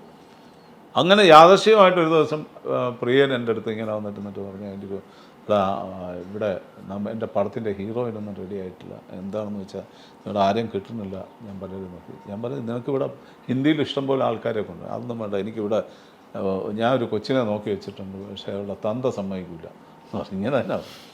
അപ്പോൾ ഞാൻ പറഞ്ഞു, ഒരു കാര്യം ചെയ്യും, നീ പറ, ഇവിടെ ഇവിടെ ഉള്ളതാണെങ്കിൽ ഞാൻ പോയി സംസാരിക്കാം. അപ്പോൾ ആ തന്ത നീയാണ്, നിൻ്റെ മോണാണ്. അപ്പോൾ പ്രിയൻ എങ്ങനെ ക്ലിക്കായേ? അതെന്താണെന്ന് അറിഞ്ഞൂടാ. പ്രിയൻ ഇങ്ങനെ അവളെ കണ്ടിട്ട് ഇവരുടെ ഒരു ഇവരുടെ ഒരു ഫോട്ടോ വന്നിട്ട്. അപ്പോൾ അന്ന് മുതൽ പലരും എന്നെ വിളിച്ചിരുന്നു. അപ്പോൾ ഞാൻ നീലത്താമര എടുത്തപ്പോൾ എൻ്റെ അടുത്ത് ലാൽ ജോസ് എൻ്റെ അടുത്ത് പറഞ്ഞു, ചേട്ടാ നമ്മുടെ വീട്ടിൽ തന്നെ ആളുണ്ട്. അപ്പോൾ ഞാൻ പറഞ്ഞു, ജോസ് ഇപ്പം വേണ്ട. ബ്ലസ്സി എന്നെ വിളിച്ചിട്ട് ഏതോ ഒരു പടത്തിന്, ഞാൻ ഇപ്പോൾ വേണ്ട, അവൾ പഠിക്കട്ടെ, അതുകൊണ്ട് അന്ന് ഇത് വേണ്ടാന്ന് വെച്ചാണ്. അപ്പം പ്രിയനിതെന്നോ മനസ്സിൽ കിടന്ന് അങ്ങനെയാണ് പ്രിയനിത് എടുത്ത് എൻ്റെ അടുത്ത് പറയുന്നത്. അപ്പം ഞാൻ വിചാരിച്ചു ഇതൊരു കറക്റ്റ് സമയമാണ്. ലാലും പ്രിയനും കൂടെ ഉണ്ട്, വിജയകുമാർ പ്രൊഡ്യൂസർ, എല്ലാവരും എൻ്റെ വളരെ അടുത്ത വേണ്ടപ്പെട്ട സുഹൃത്തുക്കളാണ്. തിരുവനന്തപുരത്ത് ഷൂട്ടിങ്. അപ്പോൾ ഞാൻ വിചാരിച്ചു ഇവള് പോയിട്ട് എന്താണെന്ന് വെച്ചാൽ നോക്കട്ടെ. എനിക്കത് ഇപ്പോൾ പ്രിയം പറഞ്ഞ ഡബിൾ റോളാണ്. അപ്പോൾ ഞാൻ പറഞ്ഞു ഡബിൾ റോള് പറ്റുമോ എനിക്കറിയില്ല, എന്തായാലും ഞാൻ പറഞ്ഞു പ്രിയ നീ ഒന്ന് സംസാരിക്കും, അവളായിട്ട് സംസാരിക്കുമെന്ന് പറഞ്ഞിട്ട് പ്രിയനാണ്. അപ്പോൾ അവൾ ലണ്ടനിൽ ഇൻറ്റേൺഷിപ്പിന് വേണ്ടിയിട്ട് അവിടെ വിളിച്ച് സംസാരിച്ച് അവൾക്കും വലിയ അത്ഭുതമായിരുന്നു. പിന്നെ അപ്പോൾ ഇവിടെ വന്നിട്ട് ഈ ഷൂട്ടിങ്ങിന് പോകുന്ന ആദ്യത്തെ ദിവസം എനിക്കും എൻ്റെ ഭാര്യയ്ക്കും ഭയങ്കര വെപ്രാളമായിരുന്നു, ടെൻഷനായിരുന്നു. അപ്പോൾ മൂത്തയാളുണ്ട് രേവതി, അവളും സിനിമയൊക്കെ പഠിച്ചിട്ടാണ് വന്നത്. അവൾ അമേരിക്കയിൽ പോയിട്ട് ഇത് കഴിഞ്ഞു വിഷ്വൽ കമ്മ്യൂണിക്കേഷൻ. അപ്പോൾ ഞാൻ പറഞ്ഞു നീ കൂടെ പോകട്ടെ ഇവിടെ എന്ന് പറഞ്ഞിട്ട് കൂടെ പറഞ്ഞു വിട്ടു. അപ്പോഴും കുറച്ച് കഴിഞ്ഞിട്ട് പ്രിയ എന്നെ വിളിച്ചു, നീ എന്തെങ്കിലും ഞാൻ ഇപ്പോൾ 2-3 പ്രാവശ്യം പ്രിയനെ വിളിച്ചു. അപ്പോൾ എൻ്റെ അടുത്ത് നീ എന്നെ വിളിച്ച് ശല്യപ്പെടുത്തരുത്, ഞാൻ നോക്കിക്കോളാം, അവളെ കൊണ്ട് ഞാൻ ചെയ്യിപ്പിച്ചോളാം. പടം വന്നപ്പോഴത്തേക്കും അവൾ നന്നായിട്ട് ചെയ്തിട്ടുണ്ടായിരുന്നു, കുഴപ്പമില്ലായിരുന്നു. പിന്നെ അതൊരു വലിയൊരു ജേർണി ആയിരുന്നു. പിന്നെ നാഷണൽ അവാർഡ് കിട്ടി. നല്ല പാൻ ഇന്ത്യൻ നടിയായി. അത് വളരെ കൃത്യമായിട്ട് കാര്യങ്ങളൊക്കെ ചെയ്യുന്നു. ഈ സിനിമയിൽ ഒരുപാട് കാലത്ത് അനുവദിച്ച ചില ഓർമ്മകൾ പറയാൻ പറ്റുമോ? നമ്മൾ ലാലേട്ടനുമായിട്ടുള്ളതും അന്നത്തെ പഴയ കാലത്തെ ഓർമ്മകളും അതിൻ്റെ പഴയ കാലത്തെ ഓർമ്മകൾ. ഞങ്ങൾ ഇവിടുന്ന് ആദ്യം മദ്രാസിൽ പോകുന്നത് ഞാൻ പറഞ്ഞില്ലേ, 3rd ക്ലാസ് ടിക്കറ്റിൽ ഇതെടുത്തിട്ടാണ് വന്നത്. അപ്പം അന്നെങ്ങനെയാണെന്ന് വെച്ചാൽ തിരുവങ്കട മുതലാളി 3-4 പേർക്ക് ടിക്കറ്റ് പറഞ്ഞിട്ടുണ്ടായിരുന്നു. അപ്പോൾ ഞാൻ ഇവിടെ നമ്മുടെ പ്രൊഡ്യൂസറെ ചെന്ന് കാണുമ്പോൾ പറഞ്ഞു സുരേഷ് വരണ്ട. അപ്പം ഞാൻ നെറ്റിപ്പോയി. എന്ന് വെച്ചാൽ ഞാനിതെല്ലാം ഇനിഷ്യേറ്റീവ് എടുത്തതും അല്ല ഈ ഡബ്ബിങ്ങും ഒക്കെ കാണുക എന്ന് പറയുന്നത് നമ്മൾ ആദ്യമായിട്ട് ചെയ്യാൻ പോണേ. സുരേഷ് വരണ്ട എന്ന് വെച്ചാൽ പ്രിയൻ വരുന്നുണ്ടെന്ന് പറഞ്ഞു. അപ്പം ഞാൻ വിചാരിച്ചു എന്നെ വെട്ടി പ്രിയൻ കയറി അതിൻ്റെ അകത്ത്. അപ്പോൾ എനിക്കത് വല്ലാത്തൊരു ഇതായിരുന്നു. അപ്പം ഞാൻ ഞാനും കൂടി ഇങ്ങോട്ട് മാറി. അപ്പോൾ ലാൽ പറഞ്ഞു നീ പൈസ എടുത്തിട്ട് നീ വീട്ടിൽ നിന്ന് പൈസ. അപ്പം ഞാൻ അങ്ങനെ പോയി വീട്ടിൽ നിന്ന് പൈസ എടുത്ത് ടിക്കറ്റും എടുത്തു. ഞാൻ അവിടെ ചെന്ന് ഞാനും ലാലും കൂടാണ് ആദ്യം പോകുന്നത്. ഞങ്ങൾ ഇവിടുന്ന് ട്രെയിനിലൊരു പേപ്പറൊക്കെ വിരിച്ച് ആ ഫുട്ബോളിൽ ഇരുന്നാണ് ആദ്യത്തെ യാത്ര. General കമ്പാർട്ട്മെൻറ്റിൽ 3rd class. ഫോട്ടോ ഒന്നുമില്ലല്ലോ, അന്ന് അങ്ങനെ ഒരു പരിപാടിയൊന്നുമില്ല. അപ്പോൾ അങ്ങനെ ആണ് ഞങ്ങൾ ആദ്യമായിട്ട് മദ്രാസിൽ പോകുന്നത്. മദ്രാസിൽ പോയിട്ട് ഈ സ്വാമീസ് ലോഡ്ജിലാണ് താമസം. 5 പൈസ അങ്ങേര് തരൂല്ല. ചാപ്പാട് കിട്ടും. ഒരു രാവിലെ ആകുമ്പോൾ ഒരു ടാക്സി വരും, എന്നിട്ട് എഡിറ്റിങ്ങിന് പോകാം. അപ്പോൾ അന്ന് അവിടെ ഞാൻ ചെന്നിറങ്ങുമ്പോഴത്തേക്ക് ലാലും പ്രിയനും അശോകും കൂടെ ഞങ്ങളെ വിളിക്കാൻ സ്റ്റേഷനിൽ വന്നു കഴിഞ്ഞപ്പോഴത്തേക്ക് എന്നെ കണ്ടപ്പോഴത്തേക്ക് ഇവർക്കൊക്കെ ഭയങ്കര മുഖം വീർപ്പിച്ച് എല്ലാവരും നിൽക്കുന്നു. വരണ്ടാന്ന് പറഞ്ഞ് എന്നെയും കൂടെ കൊണ്ടുവന്നു. അപ്പോൾ ഞാൻ ഇത് കഴിഞ്ഞിട്ട് അവിടെ സ്വാമി സ്വാജിൻ്റെ ഒരു ടെറസുണ്ട്. ടെറസിൻ്റെ സൈഡിലൊരു ബാത്റൂമാണ്. അവിടെയൊക്കെ കോമൺ ബാത്റൂമാണ് എന്നൊക്കെ. അവിടെ അകത്ത് കയറിയിരുന്ന് കുളിച്ചുകൊണ്ടിരിക്കുമ്പോഴത്തേക്ക് അശോക് ലാലിനെ ചീത്ത പറയും. നിൻ്റെ അടുത്ത് ആര് പറഞ്ഞാൽ ഇവനെ വിളിച്ചുകൊണ്ട് വരാൻ ചോദിച്ചു. അപ്പോൾ എനിക്ക് ഭയങ്കര സങ്കടമായിപ്പോയി. ഞാൻ അവിടെ ഇരുന്നുകൊണ്ട് കരയൊക്കെ ചെയ്തു. എനിക്ക് ഭയങ്കര സങ്കടമായിപ്പോയി. അപ്പോൾ എനിക്ക് മനസ്സിലായി ഇത് പ്രിയം പാര വെച്ചതാണ്. പ്രിയം പാര വെച്ചാണ് ഞാൻ വെളിയിലായത്. അത് പിന്നെ പ്രിയം സമ്മതിക്കുകയും ചെയ്തിട്ടുണ്ട്. അതാണ് എന്നെ പ്രിയൻ്റെ പ്രശ്നമായിരുന്നു വേണ്ടത്. അപ്പോൾ ഞാൻ വന്നാൽ പ്രിയന് വരാനൊക്കില്ല. മനസ്സിലായി. അപ്പം ഞാൻ വന്ന് എത്തുകയും ചെയ്തു. അവസാനം പിന്നെ പറ്റിയതെന്ന് വെച്ചാൽ ഇതിൽ അസിസ്റ്റൻറ്റ് ഡയറക്ടറായിട്ട് ഞാൻ എഴുതി വെച്ചിരുന്നപ്പോഴത്തേക്ക് അന്ന് ഈ ഡബ്ബിംഗ് എന്ന് പറയുന്നത് ലൂപ്പിലാണ് ഡബ് ചെയ്യുന്നത്. ഇന്നത്തെ പോലെ ചുമ്മാ ഇങ്ങനെ അടിച്ചാൽ ഇത് വരത്തില്ല. ഒരു ലൂപ്പിൽ ഓരോ ഡയലോഗും വെട്ടി ഒരു ലൂപ്പാക്കിയിട്ട് ഈ ലൂപ്പ് ഓടിക്കൊണ്ടിരിക്കും. ഈ ലൂപ്പിൻ്റെ നമ്പർ നമ്മൾ വിളിച്ചു പറയണം. അസിസ്റ്റൻറ്റ് ഡയറക്ടർ പറഞ്ഞിട്ടാണ് ഇയാൾ ഡബ് ചെയ്യുന്നത്. അന്ന് നമ്മുടെ രവീന്ദ്രനാണ്, കുളത്തുപ്പുഴ രവി, പുള്ളിയാണ് ഡബ്ബിങ്. രവികുമാറിന് വേണ്ടി ഒരു ശബ്ദം കൊടുക്കുന്നത്. പുള്ളി മ്യൂസിക് ഡയറക്ടർ ആണെങ്കിൽ തന്നെ പുള്ളി ഡബ്ബിങ്ങിൽ കൂടെ ആയിരുന്നു അന്ന് ഏറ്റവും കൂടുതൽ ഇതാക്കുന്നത്. അപ്പോൾ പുള്ളിയാണ് വന്നിരിക്കുന്നത്. അപ്പോൾ നോക്കുമ്പോഴത്തേക്ക് സ്ക്രിപ്റ്റൊന്നും ഇല്ല ഇതിൻ്റെ അകത്ത്. അപ്പോൾ ഇത് നമ്മൾ കുറേ ദിവസം ഇതിൻ്റെ പുറകെ നടന്നുകൊണ്ട് ഞാൻ ഈ ലിപ്പ് പിടിച്ച് അപ്പോൾ ഞങ്ങൾ അനിയാ വാ എന്നും പറഞ്ഞ് എന്നെയും കൂടെ വിളിച്ച് സ്ക്രീനിൻ്റെ മുമ്പിൽ ചെന്ന് ഞാനും രവിയേട്ടനും കൂടെ ഈ ഇതെടുത്ത് അങ്ങനെ ഈ കാര്യങ്ങൾ എടുത്തു കഴിഞ്ഞപ്പോഴത്തേക്ക് ഇവർക്ക് മനസ്സിലായി ഞാൻ ഇല്ലെങ്കിൽ ഇത് നടക്കില്ല എന്നുള്ളത്. അപ്പോൾ ആവശ്യമായി. അപ്പോൾ അന്നാണ് ഭാഗ്യലക്ഷ്മിയൊക്കെ ഡബ് ചെയ്യാൻ വരുന്നത്. ഭാഗ്യലക്ഷ്മി കൊച്ച് ചെറിയ പാവടയൊക്കെ എടുത്ത് വന്ന്. അപ്പോൾ അന്നാണ് ഭാഗ്യലക്ഷ്മിയൊക്കെ കാണുന്നത്. അപ്പോൾ ഞങ്ങൾക്ക് വലിയ ത്രില്ലാണ് ഇതിൻ്റെ അകത്ത് ഇത് കാണാനും ഇതുമൊക്കെ ആയിട്ട്. അപ്പോൾ അങ്ങനെയാണ് അത് ഞങ്ങൾ എന്നെ ആദ്യമായിട്ട് ഇതിൽ നിന്ന് പാല വെച്ച് തള്ളാൻ നോക്കിയത്. ഈ അന്നത്തെ താരങ്ങൾ യഥാർത്ഥത്തിൽ രതീഷും ശങ്കറൊക്കെ ആയിരുന്നു. അതെ. മമ്മൂട്ടി മോഹൻലാലൊക്കെ പിന്നീട് ഭയങ്കര താരമായി. എന്ത് സംഭവിച്ചായിരിക്കും അവർക്ക്? എന്താ അങ്ങനെ ഒരു ഭയങ്കര ഒരു വിചിത്രമായി വിധി സംഭവിച്ചത്? രതീഷ് അങ്ങ് ഔട്ടായി പോകുന്നു. അതെ, രതീഷ് ഔട്ടായതല്ല. രതീഷിന് ബിസിനസ് താല്പര്യങ്ങളായിരുന്നു കുറേ കഴിഞ്ഞപ്പോഴത്തേക്ക്.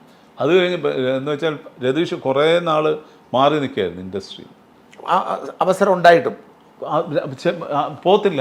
രതീഷിന് ഒരു ഇതെന്ന് പറഞ്ഞാൽ ആരെങ്കിലും ചെന്ന് രതീഷിനടുത്തൊരു ബിസിനസ് തുടങ്ങുന്നത് ശരി കളിയാ നമ്മൾ തലയൊക്കെ പറഞ്ഞ് നമുക്ക് തുടങ്ങിക്കളയാന്ന് ഞങ്ങൾ ഒരുമിച്ച് ഞാനും രതീഷും ശങ്കറും ആലപ്പി യശോഫും എല്ലാം കൂടെ ഞങ്ങളുടെ വിശ്വസിച്ചാലും ഇല്ലെങ്കിൽ എന്ന് പറഞ്ഞൊരു പടം ഷൂട്ടിംഗ് നടക്കുന്നുണ്ടായിരുന്നു തലശ്ശേരി. അത് നമ്മുടെ പടം തന്നെയാണ്, ഞങ്ങളുടെ കൂടെ പ്രൊഡ്യൂസ് ചെയ്തത്. അത് കഴിഞ്ഞിട്ട് ഞങ്ങൾ മൂകാംബിയെ പോകുന്നു. മൂകാംബിയെ പോയിട്ട് തിരിച്ചു വന്നപ്പോഴത്തേക്ക് ഒരു റിസോർട്ടിൽ അന്ന് നമ്മുടെ ഈ ലിബർട്ടി ബഷീറുമുണ്ട്. ലിബർട്ടി ബഷീർ അന്നാണ് ആദ്യം ഞങ്ങൾ കാണുന്നതും പരിചയപ്പെടുന്നത്.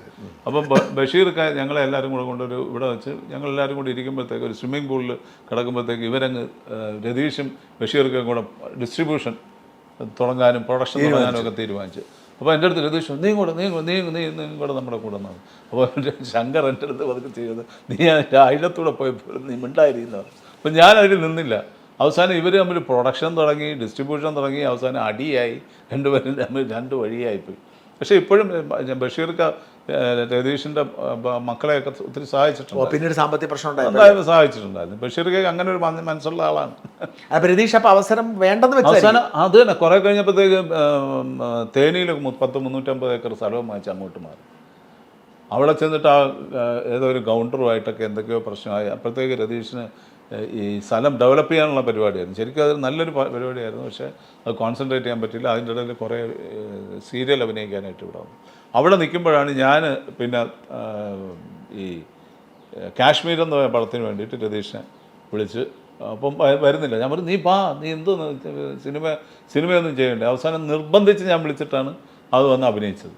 അത് കഴിഞ്ഞപ്പോൾ പിന്നെ പോയി കമ്മീഷണർ അഭിനയിച്ചു. ഇത് അഭിനയിച്ച് കഴിയുമ്പോൾ കമ്മീഷണർ വിളിച്ച് അത് കണ്ടിന്യൂ ചെയ്താലും മതിയായിരുന്നു. അപ്പോഴത്തേക്ക് പിന്നെ രതീഷിന് ഓരോ ആരോഗ്യ പ്രശ്നങ്ങൾ വന്നു.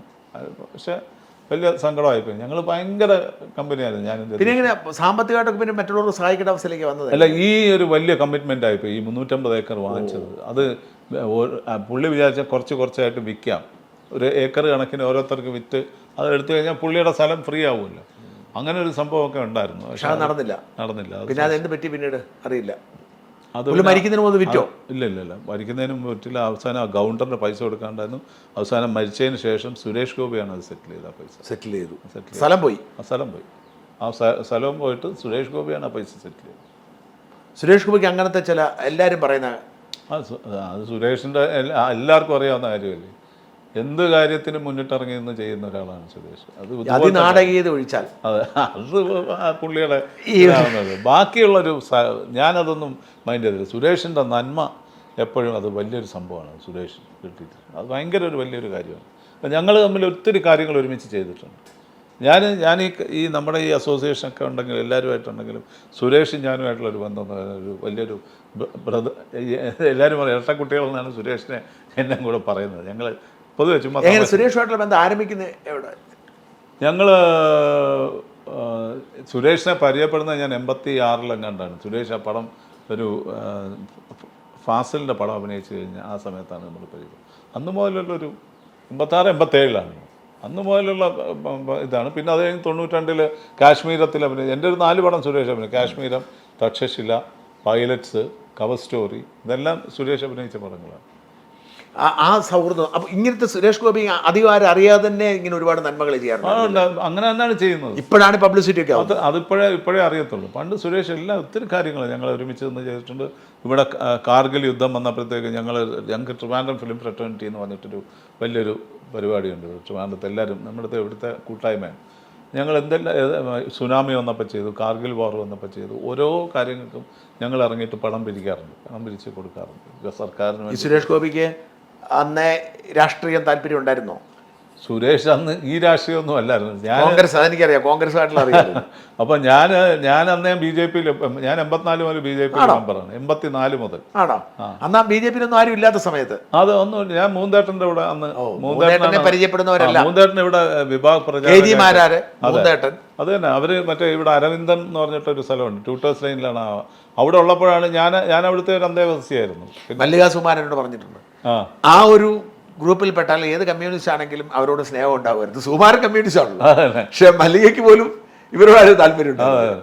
ഞങ്ങൾ അതുമാത്രമല്ല ഈ ഇവരുമായിട്ടൊക്കെ കൂടിയിട്ട് പക്ഷെ ഞാൻ ഇതിൻ്റെ മുൻനിരയിലോ അല്ലെങ്കിൽ ബഹളം ഉണ്ടാക്കാനോ അങ്ങനെയൊന്നും ഞാൻ നിൽക്കാറില്ല. ഒരു രാഷ്ട്രീയക്കാരെന്നുള്ള നിലയിൽ നമ്മൾ പിൻസീറ്റിൽ ഇട്ടാണ് എപ്പോഴും മാറിയിരിക്കുന്നത്. അല്ല, അന്ന് ഈ ലാലേട്ടനോ അല്ലെങ്കിൽ മമ്മൂക്കായ്ക്കോ ഒന്നും എതിർപ്പില്ലായിരുന്നു ബി ജെ പി? ഒന്നുമില്ല, ഒരു അവരൊന്നും അന്ന് രാഷ്ട്രീയം വിഷയമല്ല, ഒരു ഇന്നാണ് പ്രശ്നമില്ല. വിഷയം. അന്ന് ബി ജെ പി എന്ന് പറഞ്ഞാൽ ഒന്നും ഇല്ലല്ലോ. മമ്മൂക്കയൊക്കെ നമ്മുടെ കൂടെ മൂന്തേട്ടനുമൊക്കെ ആയിട്ട് വലിയ സൗഹൃദമായിരുന്നു. എൻ്റെ അടുത്ത് എപ്പോഴും മമ്മൂക്ക കാണുമ്പോൾ മൂന്തേട്ടൻ്റെ കാര്യം ചോദിക്കുമായിരുന്നു. ലാലിനും എല്ലാവർക്കും അറിയാം മൂന്തേട്ടനെ. എൻ്റെ ഒരു ഗുരുസ്ഥാനീയനായിട്ടാണ് ഞാൻ മൂന്തേട്ടനെ കണ്ടിട്ടുള്ളത്. ഇന്നാണ് ഈ വെറുപ്പും വിദ്വേഷമൊക്കെ. അതെ, അന്ന് അങ്ങനെ ഇപ്പം ബി ജെ പിയുടെ അടുത്ത് പോയ പ്രശ്നം. അതെ, അല്ല, പക്ഷേ എനിക്ക് എല്ലാത്തിലും എൻ്റെ സുഹൃത്തുക്കളുണ്ട്. ഇപ്പോൾ മാർക്സിസ്റ്റ് പാർട്ടിയിലാണെങ്കിലും ഉണ്ട്, കോൺഗ്രസ്സിലാണെങ്കിലും ഉണ്ട്, എല്ലായിടത്തും നമ്മുടെ സുഹൃത്തുക്കൾ തന്നെ. ഞാൻ പിന്നെ അവരുമായിട്ട് വഴക്കൂടാനോ അവർ പറയാനോ ഒന്നും പാടില്ല. അന്ന് സുരേഷ് ഗോപി കോൺഗ്രസ് ആയിരുന്നു. കോൺഗ്രസ്, പിന്നെ അത് സുരേഷിന് താല്പര്യം, അന്ന് കരുണാകരൻ സാറിൻ്റെ ഇതുമായിട്ട് വലിയ താല്പര്യം. പിന്നെ അത് കഴിഞ്ഞ് സുരേഷ് ഇടയ്ക്ക് നമ്മുടെ VS അവരുമൊക്കെ ആയിട്ട് പേഴ്സണൽ ബന്ധങ്ങളാണ്, വളരെയധികം പേഴ്സണൽ ബന്ധമുണ്ട്. അത് കീപ്പപ്പ് ചെയ്ത് അങ്ങനെ ആണ് സുരേഷിന് കോൺഗ്രസിനോട് താല്പര്യം. അപ്പം ഞാൻ ആ സമയത്ത് പല പ്രാവശ്യം പോയി ചോദിച്ചിട്ടുണ്ട്. മൂന്തേട്ടൻ പറഞ്ഞിട്ട് ഇപ്പോൾ സുരേഷ് ഇലക്ഷന് നിൽക്കാൻ പറ്റും. അന്നൊന്നും സുരേഷ് പറഞ്ഞില്ല. ബി ജെ പിക്ക് വേണ്ടിയിട്ട് നിൽക്കാൻ അന്നൊന്നും സമ്മതിച്ചിട്ടില്ല. അന്ന് ബി ജെ പിക്ക് ഇവിടെ വോട്ടില്ല. അന്ന് ഇവിടെ 5000 സീറ്റും കൊടുത്തില്ല. എന്താ കോൺഗ്രസ് സീറ്റ് കൊടുത്താൽ മത്സരിച്ചാലും, പക്ഷെ കൊടുത്തില്ലായിരിക്കും. 100%. അന്ന് സുരേഷ് ഗോപിക്ക് അന്ന് കോൺഗ്രസിനോടായിരുന്നു ഒരു താല്പര്യം ഉണ്ടായിരുന്നത്. പിന്നെ അത് കഴിഞ്ഞിട്ട് സുരേഷ് പിന്നെ പിൽക്കാലത്താണ് നമ്മുടെ ഇതിലോട്ട് മോദി വന്നതിന് ശേഷം ബി ജെ പിയോട് തലവരുണ്ട്. ഈ സുരേഷ് ഗോപി മത്സരിക്കാൻ പോകുന്നതിന് മുമ്പ് അറിയിച്ചിരുന്നോ? പറയുമായിരുന്നു മത്സരത്തിലേക്ക് ഇറങ്ങുവാണെന്നുള്ള? അതല്ല, പിന്നെ അല്ല, ഞങ്ങൾ തമ്മിൽ എപ്പോഴും ഇപ്പം ഞാൻ അവിടെ ഇരിക്കുമ്പോഴും അവിടുന്ന് ഞാൻ വിളിച്ച് സംസാരിച്ചിട്ടാണ് ഇങ്ങോട്ട് വരുമ്പോൾ. ഞങ്ങൾ ഇടയ്ക്കിടയ്ക്ക് എപ്പോഴും വിളിക്കും, സംസാരിക്കും. ആ ഒരു സ്നേഹബന്ധം എപ്പോഴും പുള്ളി മന്ത്രിയായാലൊന്നുമല്ല, എപ്പോഴും ആ സ്നേഹബന്ധം കീപ്പപ്പ് ചെയ്ത് ഒന്നൊരാളാണ്. മന്ത്രി സ്ഥാനം മടുത്തെന്നാണല്ലോ കേൾക്കുന്നത്. അത് സുരേഷ് അങ്ങനെ പറയുന്നുള്ളതല്ലാതെ അതൊന്നും മടുത്ത് അമിത്ഷാ വലിച്ചെറിഞ്ഞോ എന്തൊക്കെയോ കഥയൊക്കെ പുള്ളി തന്നെ പറയുന്നുണ്ടല്ലോ. അല്ല, സുരേഷിന് അഭിനയിക്കണം എന്ന് വലിയ താല്പര്യമുണ്ടായിരുന്നു. അപ്പം ഞങ്ങൾ ശരിക്കും ദുബായിൽ ഞങ്ങൾ ഈ കഴിഞ്ഞ ഇതിൽ എന്താണ് പൂജ സമയത്ത് അന്ന് അവിടെ ഒരു വലിയ പ്രോഗ്രാം വെച്ചു. നമ്മുടെ ജനം TV-യുടെ ഒരു പ്രോഗ്രാം വെച്ചു. സുരേഷ് ഗോപി ചീഫ് ഗസ്റ്റായിട്ട് വന്നു. അപ്പോൾ അന്ന് അവിടുത്തെ സ്വാമിജി ഉണ്ട്, ബാബ്സ് അമ്പലം ഉണ്ടല്ലോ ഇപ്പോഴത്തെ അബുദാബിലെ അമ്പലത്തിലെ സ്വാമിജിയെ വിളിച്ചിട്ട് സുരേഷിനടുത്ത് പറഞ്ഞു, സുരേഷ് ഒരു 6 മാസം മിണ്ടായിരിക്കണം, നിങ്ങൾക്കൊരു നിയോഗമുണ്ട്, സിനിമയിൽ അഭിനയിക്കാൻ വരട്ടെ, നിങ്ങൾക്ക് ആദ്യം നിങ്ങളെ ഒരു നിയോഗം മോദിജി ഏൽപ്പിച്ചിട്ടുണ്ട്. അദ്ദേഹം മോദിജിയായിട്ട് വലിയ കമ്പനിയാണ് അവിടുത്തെ ബാബ്സിൻ്റെ മെയിൻ തിരുമേനി. അതുകൊണ്ട് നിൽക്കണം, കുറച്ച് കാലം കഴിഞ്ഞിട്ട് നമുക്ക് ചെയ്യാമെന്ന് പറഞ്ഞാൽ അത് പിന്നെ സുരേഷ് കുറച്ച് നാൾ ചുമ്മായിരുന്നു. പക്ഷേ ഇപ്പം അത് അദ്ദേഹം സമ്മതിച്ചു, അമിത്ഷാജി സമ്മതിച്ചിട്ടാണ് സുരേഷ് ഒറ്റക്കൊമ്പൻ. അതെ, ബാക്കി സിനിമ അഭിനയിക്കുന്നുണ്ടോ? ഇല്ല, അതിൻ്റെ ഇടയിൽ ഇതുള്ളെന്ന് തോന്നുന്നല്ലേ? ഇതാണിപ്പോൾ കമ്മിറ്റ് ചെയ്ത് അതിനിപ്പോൾ പതുക്കെ തീർക്കും. കുറച്ചായിട്ട് തീർക്കാനൊക്കെ സുരേഷിന് സൗകര്യം അനുസരിച്ചല്ലേ തീർക്കാനൊക്കെ. അപ്പോൾ അദ്ദേഹം സിനിമ വിട്ടു പോകത്തില്ലായിരിക്കും? സിനിമ വിട്ടു പോകത്തില്ല. സിനിമ എന്ന് പറയുന്നത് വിട്ടുപോകാൻ പറ്റും. അതിൻ്റെ അകത്ത് ആദ്യം വന്ന് പെട്ട് കഴിഞ്ഞാൽ അതിൻ്റെ അകത്ത് നിന്ന് പോകാൻ ആർക്കും പറ്റത്തില്ല. സുരേഷ് ഗോപിയുടെ ആ ജനപ്രീതി ഇടിഞ്ഞെന്നാണ് തൃശ്ശൂരുകാർ പലരും പറയുന്നത്. അവിടെ ഉള്ള പഴയ അന്ന് ജയിച്ചപ്പോഴത്തെ ആ ഒരു നഷ്ടപ്പെട്ടെന്നൊക്കെയാണ് പറയുന്നത്. അറിയില്ല, ആരോപണമാണ്. അങ്ങനെ നഷ്ടപ്പെടാൻ വഴിയൊന്നുമില്ല. സുരേഷ് അത് മെയിൻറ്റെയിൻ ചെയ്ത് കൊണ്ടുപോകും 100%. എന്ന് വെച്ചാൽ അങ്ങേർക്ക് അതിൻ്റെ കാര്യങ്ങൾ അറിയാവുന്നതുകൊണ്ട് സുരേഷ് കാര്യം ചെയ്യുന്നുള്ളതാണ് എൻ്റെയും വിശ്വാസം. നമ്മളൊക്കെ ഓർമ്മിപ്പിക്കാറുണ്ട് ഓരോ കാര്യങ്ങൾ, പക്ഷേ പുള്ളിക്ക് അത് അറിയാം ചെയ്യാനായിട്ട്. ഈ ചെറുപ്പം പോലെ ഈ ഭക്തി ഉണ്ടോ ഒപ്പം? എനിക്കോ? പിന്നെ അത് ഇവരെല്ലായിട്ട് കമ്പനി കൂടി നടന്നപ്പോഴും ഭക്തി വിട്ടിട്ടില്ല. ഞാൻ ഗുരുവായൂരപ്പൻ, നമ്മുടെ ഇവിടെ പത്മനാഭസ്വാമി ക്ഷേത്രത്തിൽ ഞാൻ നാമജപവും കാര്യങ്ങളും ഒക്കെ ഉള്ള വീട്ടിൽ. എൻ്റെ ഭാര്യ ഭയങ്കര പൂജയും കാര്യങ്ങളും, പൗർണമിയിൽ പ്രത്യേക പൂജ, പൂജ, ഡെയിലി നാമജപം എല്ലാം ഉള്ള കൂട്ടത്തിലാണ്. ഞാനും അങ്ങനെയാണ്. കുംഭമേളയ്ക്ക് പോയി. ഞാൻ ഇപ്പോൾ പോയി കുംഭമേളയ്ക്ക്. അതൊരു വലിയൊരു എക്സ്പീരിയൻസ്. അനുഭവം ഒന്ന് പറഞ്ഞേ. കുംഭമേളയ്ക്ക് പോയത് വൈഫ് ഉണ്ടായിരുന്നു, ഞാൻ ഇപ്പോൾ പോയിരുന്നു. ഭാര്യ ഉണ്ടായിരുന്നില്ലേ? ഇല്ല, ഭാര്യ ഒന്നുമില്ല. ഭാര്യയ്ക്ക് കാല് മുട്ടിൻ്റെ ഒരു ചെറിയ പ്രശ്നം ഉണ്ടായിരുന്നുകൊണ്ട് അവിടെ എന്ന് പറയുന്നത് നമ്മൾ ചെന്നിറങ്ങിക്കഴിഞ്ഞാൽ നമ്മൾ വിചാരിക്കുന്ന പോലെയല്ല. നടക്കുന്നതെന്ന് പറഞ്ഞാൽ 5 കിലോമീറ്ററൊക്കെ നടക്കണം, എന്നാലും ഇവിടെ എത്താൻ പറ്റത്തുള്ളൂ. ഭാഗ്യത്തിന് ഞാൻ മോഹൻജി എന്ന് പറഞ്ഞൊരു നമ്മുടെ ഒരു ഗുരുവുണ്ട്, പാലക്കാട്. എനിക്കറിയാം. മോഹൻജിയുടെ അവിടെ ഉണ്ടോ? അവിടെ ഉണ്ട്. അവിടെ അദ്ദേഹത്തിന് ഒരു സ്ഥലം കൊടുത്ത് അദ്ദേഹം വലിയൊരു ടെന്റും കാര്യങ്ങളും ഒക്കെ കെട്ടി വലിയ രസമായിരുന്നു. അത് ഭയങ്കര സംഭവമായിരുന്നു. എനിക്കറിയാം. അത് ഭയങ്കര, അദ്ദേഹം ഒരു ഗുരുവിനപ്പുറം വലിയൊരു ഫ്രണ്ടാണ്. ഫ്രണ്ടാണ്, ഭയങ്കര ഔട്ട്ലുക്കാണ്. അതെ അതെ, പ്ലസന്റ് ആണ്, വളരെ സ്നേഹമാണ്. അപ്പോൾ എനിക്ക് ഭയങ്കര ഒരു അടുപ്പമാണ് അദ്ദേഹമായിട്ട്. അപ്പോൾ അദ്ദേഹം അവിടെ ചെല്ലാൻ പറഞ്ഞ് ഞാൻ അവിടെ പോയിട്ട് 2 പ്രാവശ്യം എനിക്ക് പോയി ഗംഗയിൽ മുങ്ങാൻ പറ്റി. 2 പ്രാവശ്യം. തലേ ദിവസം ചെന്ന ദിവസം, അതിൻ്റെ പിറ്റേ ദിവസമായിരുന്നു പൗർണമി ദിവസം, മിനിഞ്ഞാന്ന്. 12th. അപ്പോൾ അന്ന് പോയിട്ട് ഒരു മുഹൂർത്ത സമയം ഉണ്ടായിരുന്നു. അന്ന് പോയി ഇദ്ദേഹത്തിൻ്റെ കൂടെ തന്നെ പോയി. ഇദ്ദേഹം കൂടെ കൊണ്ടുപോയി അദ്ദേഹത്തിൻ്റെ കൂടെ നിർത്തി എന്നെ മുഖാൻ. ഇതൊരു വലിയൊരു പുണ്യം കിട്ടിയ പോലെ ആയിരുന്നു. എന്തായാലും ദൂരം ഒരു 2-3 കിലോമീറ്റർ ഇങ്ങനെ പരന്ന് കിടക്കുവാണല്ലേ? 3 കിലോമീറ്റർ ഒന്നുമല്ല. അല്ല, ഇതൊരു എനിക്ക് തോന്നുന്നൊരു 10-30 കിലോമീറ്റർ 2 വശത്തൂടെ ഉണ്ട്, എല്ലാ വശത്തൂടെയും. അവിടെ എല്ലാം ഇങ്ങനെ സ്റ്റാളുകളും സന്യാസിമാരും എല്ലാവരും ഉണ്ട്. ഞാൻ പോകുമ്പോൾ ഒക്കെ ഇങ്ങനെ സന്യാസിമാർ ഇങ്ങനെ പൊക്കോണ്ടിരിക്കുന്നുണ്ട് അവിടെ എല്ലാം. സന്യാസിമാർ, പിന്നെ നാട്ടുകാർ വരുന്നത് ഇങ്ങനെ ഒഴുകി വരികയാണ്. വരുന്നവരെല്ലാം സ്നാനത്തിന് വരുന്ന, വേറെ ഒന്നുമില്ല. പിന്നെ ഇവിടെ ഒരു ഹനുമാൻ്റെ ഒരു അമ്പലമുണ്ട്, അങ്ങോട്ടൊന്നും ചെന്നെത്താൻ പോലും ഒക്കില്ല, അത്ര ജനമാണ്. ഈ സ്നാനം കഴിഞ്ഞ് ഈ സന്യാസിമാരിങ്ങനെ ഞാൻ പടം കാണുന്ന പല സ്റ്റാള് പോലെ അത് അവർക്ക് വേണ്ടിയിട്ട് പ്രത്യേകം ഈ അഘോരി 13 അഘോരി ആശ്രമങ്ങളുണ്ട്. ജൂന അഖാഡ എന്നൊക്കെ പറഞ്ഞിട്ട് അങ്ങനെ 13 സന്യാസിമാരുടെ ആശ്രമങ്ങൾ അവർക്ക് പ്രത്യേക സ്ഥലം കൊടുത്തിട്ടുണ്ട്, ഇവർക്ക് മാത്രമായിട്ട്. അവിടെ നമുക്ക് പോകാൻ അനുഗ്രഹം വാങ്ങാം. അല്ല, അവിടെ പോകാൻ അനുഗ്രഹം വാങ്ങാം. പക്ഷേ അവിടെ ചെന്നിട്ട് ഫോട്ടോ ഒക്കെ ഇടുന്നത് എന്നിട്ട് ഫോട്ടോ ഒക്കെ ഇടുന്നത്. അല്ല, അതാ ഞാൻ പറഞ്ഞേ, ഈ സ്നാനം നടക്കുന്നു പോരുന്ന അപ്പുറത്തേക്ക് ആ പരിസരത്തെല്ലാം ഇത്തരം എന്താ ഉള്ളത് തന്നെ കാഴ്ചകൾ ബാക്കി. ഞാൻ പറഞ്ഞത് കാഴ്ചകൾ ഇങ്ങനെ ആളുകളുടെ ഒരു വലിയൊരു സമുദ്രം പോലെ ആൾക്കാർ. ഇത്ര ആൾക്കാർ നമ്മൾ ഈ ഇന്ത്യയിലുണ്ടോ എന്ന് വിചാരിക്കും, അത്രയ്ക്ക് ആളുകളാണ് വരുന്നവരുടെ സ്നാനത്തിന്. അത് വേറെ ഒന്നുമില്ല അവർക്ക് ഇവിടെ ഒന്ന് മുങ്ങി ഒന്ന് കുളിച്ച് കഴിഞ്ഞാൽ അതിനെന്തോ ഒരു ഇതുണ്ട്. ഈ പ്രകൃതിയായിട്ട് ബന്ധപ്പെട്ടൊരു സംഭവമാണ്. ഈ നമ്മുടെ സ്റ്റാർസ് എല്ലാം കൂടെ ഒരേ ഇതിൽ വരും. അത് 144 വർഷത്തിനിടെ വരും. അതുണ്ടാക്കുന്ന ഒരു ഇതാണ് ഇവിടെ ഈ പ്രയാഗ്രാജ് എന്ന് പറഞ്ഞ സ്ഥലത്ത്, ആ ഒരു പർട്ടിക്കുലർ സ്ഥലത്താണ് ഇത് വരുന്നത്. സന്യാസിമാരെ നമുക്ക് പോയി കാണാവോ? അങ്ങനെ പൊക്കോണ്ടിരിക്കുകയല്ലോ എല്ലാവരും. കുറെ പേര് അങ്ങോട്ട്. നമ്മൾ ഈ പടങ്ങളൊക്കെ കടന്ന് ഇരിക്കുന്നത് എന്തൊക്കെയോ അതൊക്കെ ഈ കുറെ പേര് വന്ന് കുറെ പേര് പോയി. ഞാനിപ്പോ ചെല്ലുമ്പോഴത്തേക്ക് കുറെ ആൾക്കാർ തിരിച്ചു പൊക്കഴിഞ്ഞു. വേഷം കിട്ടുകാരും കുറെ പേരുണ്ടോ? ഉണ്ട്, എല്ലാവരും ഉണ്ട്. നഗ്ന സന്യാസിമാരാണ് മിക്കവാറും, എല്ലാവരും നഗ്ന സന്യാസിമാരാണ്. കുറെ പേര് കംപ്ലീറ്റ് ഭസ്മം പൂശി അവിടെ ഉണ്ട്. നമ്മളിത് കാണുമ്പോഴാണ് ആലോചിക്കുന്നത് ഒന്നുമില്ല. ഭയങ്കര സംഭവമാണ്. നമ്മൾക്കത് പറഞ്ഞറിയിക്കാനൊക്കില്ല. പക്ഷെ അതിൽ മോഹൻജിയോടാണ് നമ്മുടെ ഒരു വലിയൊരു കടപ്പാട്. ഭയങ്കര ഒരു സംഭവമായിരുന്നു. എനിക്കത് അപരിഷ്കൃതം എന്നൊക്കെയാണ് പലരും പറയുന്നത്. ഒരിക്കലുമല്ല. അത് നമ്മുടെ ഒരു ഡൈവേഴ്സിറ്റിയാണ് നമ്മുടെ ഈ ഇന്ത്യയുടെ. അതാണ് അവിടെ കാണാൻ സാധിക്കുന്നത്. അവിടെ ഏറ്റവും കൂടുതൽ വന്നിരിക്കുന്ന ഞാൻ നിൽക്കുമ്പോൾ വാരണാസി എയർപോർട്ടിൽ നിൽക്കുമ്പോഴത്തേക്ക് ഇങ്ങനെ വന്ന് ഇറങ്ങുന്ന മുഴുവൻ സായിപ്പന്മാരാണ്. അവിടെ മുഴുവൻ സായിപ്പന്മാരാണ്. ഈ എവിടുന്ന് എല്ലാ സ്ഥലത്തു നിന്നും വരുന്നുണ്ട്. ഈ കൊറിയയിൽ നിന്ന്, ജപ്പാനിൽ നിന്ന്, ഇവരെല്ലാം വന്ന് നമ്മളപ്പുറത്ത് നിന്ന് എൻ്റെ കൂടെ നിന്ന് ഡിപ്പ് ചെയ്ത് അവിടെ ഗംഗയിൽ മുങ്ങാൻ വന്നതിൽ പകുതിയിലേറെ സായിപ്പന്മാരാണ്. ഈ കേരളത്തിലുള്ള ഈ ദോഷം പറച്ചില്ലല്ലേ? കേരളത്തിൽ ഇവിടെ ആർക്കും അറിഞ്ഞുകൂടാ ഇത്.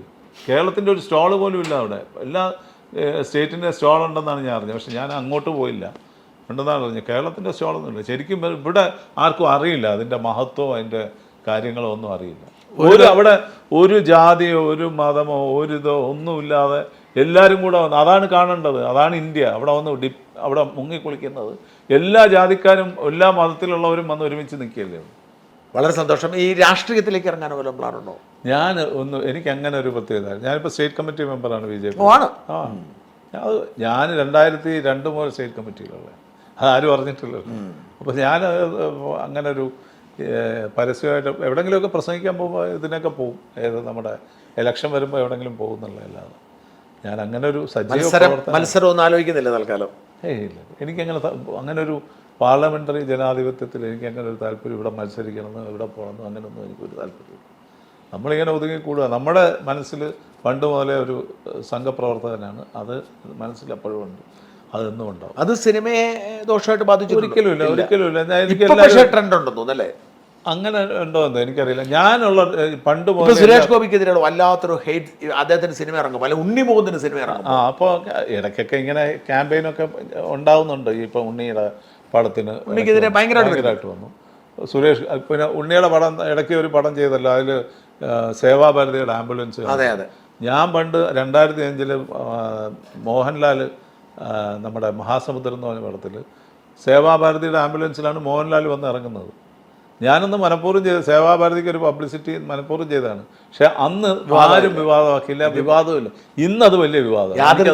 എനിക്കത് മനസ്സിലാവുന്നു. വിഷ്ണുമോഹൻ്റെ സിനിമ അത് എനിക്കത് മനസ്സിലാവുന്നില്ല. എന്താണ് ആളുകൾ സേവാഭാരതിയുടെ ആംബുലൻസ് വന്നിറങ്ങിയ ഇപ്പോൾ RSSനെ കുറിച്ച് ഇവിടെ വളരെ ഇതായിട്ട് ആളുകൾക്ക് പലരുടെ മനസ്സിലും ആശങ്കയുണ്ട്. പക്ഷേ RSS ഇവിടെ എന്തെങ്കിലും പ്രശ്നം ഉണ്ടാക്കിയതായിട്ടാണ് ആർക്കെങ്കിലും അറിയാം? എന്തെങ്കിലും ഇന്ത്യ മഹാരാജ്യത്ത് കലാപമോ കാര്യങ്ങളോ ഇങ്ങോട്ട് വല്ല ഒരാൾ തല്ലാൻ വന്നാൽ നമ്മൾ ഡിഫെൻഡ് ചെയ്യും. അത് 100% ചിലപ്പോൾ 2 തല്ല് അങ്ങോട്ടും കൊടുത്തെന്നിരിക്കും. അല്ലാതെ സംഘം അങ്ങനൊരു രീതിയിലേക്ക് ഒരു മിലിറ്റൻറ്റ് ഓർഗനൈസേഷനല്ല. അത് പലരും മനസ്സിലാക്കുന്നില്ല. എന്തായാലും അങ്ങേക്ക് അങ്ങനെ സിനിമയിൽ അതൊരു പ്രശ്നമായി മാറിയിട്ടില്ല. എനിക്ക് മാറിയിട്ടില്ല. എല്ലാവർക്കും അറിയാമല്ലോ. ഞാൻ അതല്ലേ പറഞ്ഞത്, മമ്മൂക്കൊക്കെ നമ്മളെ ഞാൻ എന്തൊക്കെയോ ഫംഗ്ഷൻ അന്ന് പണ്ടൊക്കെ ഞാൻ വിളിച്ചുകൊണ്ട് പോയിട്ടുണ്ട്. അതായത് ഒരു പ്രശ്നവും നടക്കത്തില്ല. ഇപ്പം നടക്കില്ല. ഇപ്പം അത് വേറൊരു രീതിയിലായിപ്പോയി. ഞാൻ പറയണത് അത് എന്തോ തന്നെയാണ് അങ്ങോട്ടും ഇങ്ങോട്ടും. ഇത് കുറച്ച് നാളെ ആളുകൾ ഒരുമിച്ച് ജീവിക്കുന്നുള്ളൂ. കുറച്ച് നാൾ പരസ്പരം സ്നേഹത്തോടും എല്ലാ സൗഹാർദ്ദത്തോടും കൂടെ പോകുന്നതല്ലേ നല്ലതല്ലായിരുന്നു. എന്തായാലും വളരെ രസകരമായിരുന്നു നമ്മുടെ സംഭാഷണം. അങ്ങയുടെ പോരാട്ടം തുടരട്ടെ. കാരണം വളരെ പ്രധാനപ്പെട്ട കാര്യമാണ് മലയാള സിനിമയിലെ ഈ താരങ്ങളുടെ പ്രതിഫലം കുറച്ചൊരു സിനിമ നിന്നു പോകും. അതെ, സിനിമ മുമ്പോട്ട് പോകണമല്ലോ, അല്ലെങ്കിൽ ഈ സൂപ്പർ സ്റ്റാറുകൾ മാത്രമായി പോകും സിനിമയിൽ.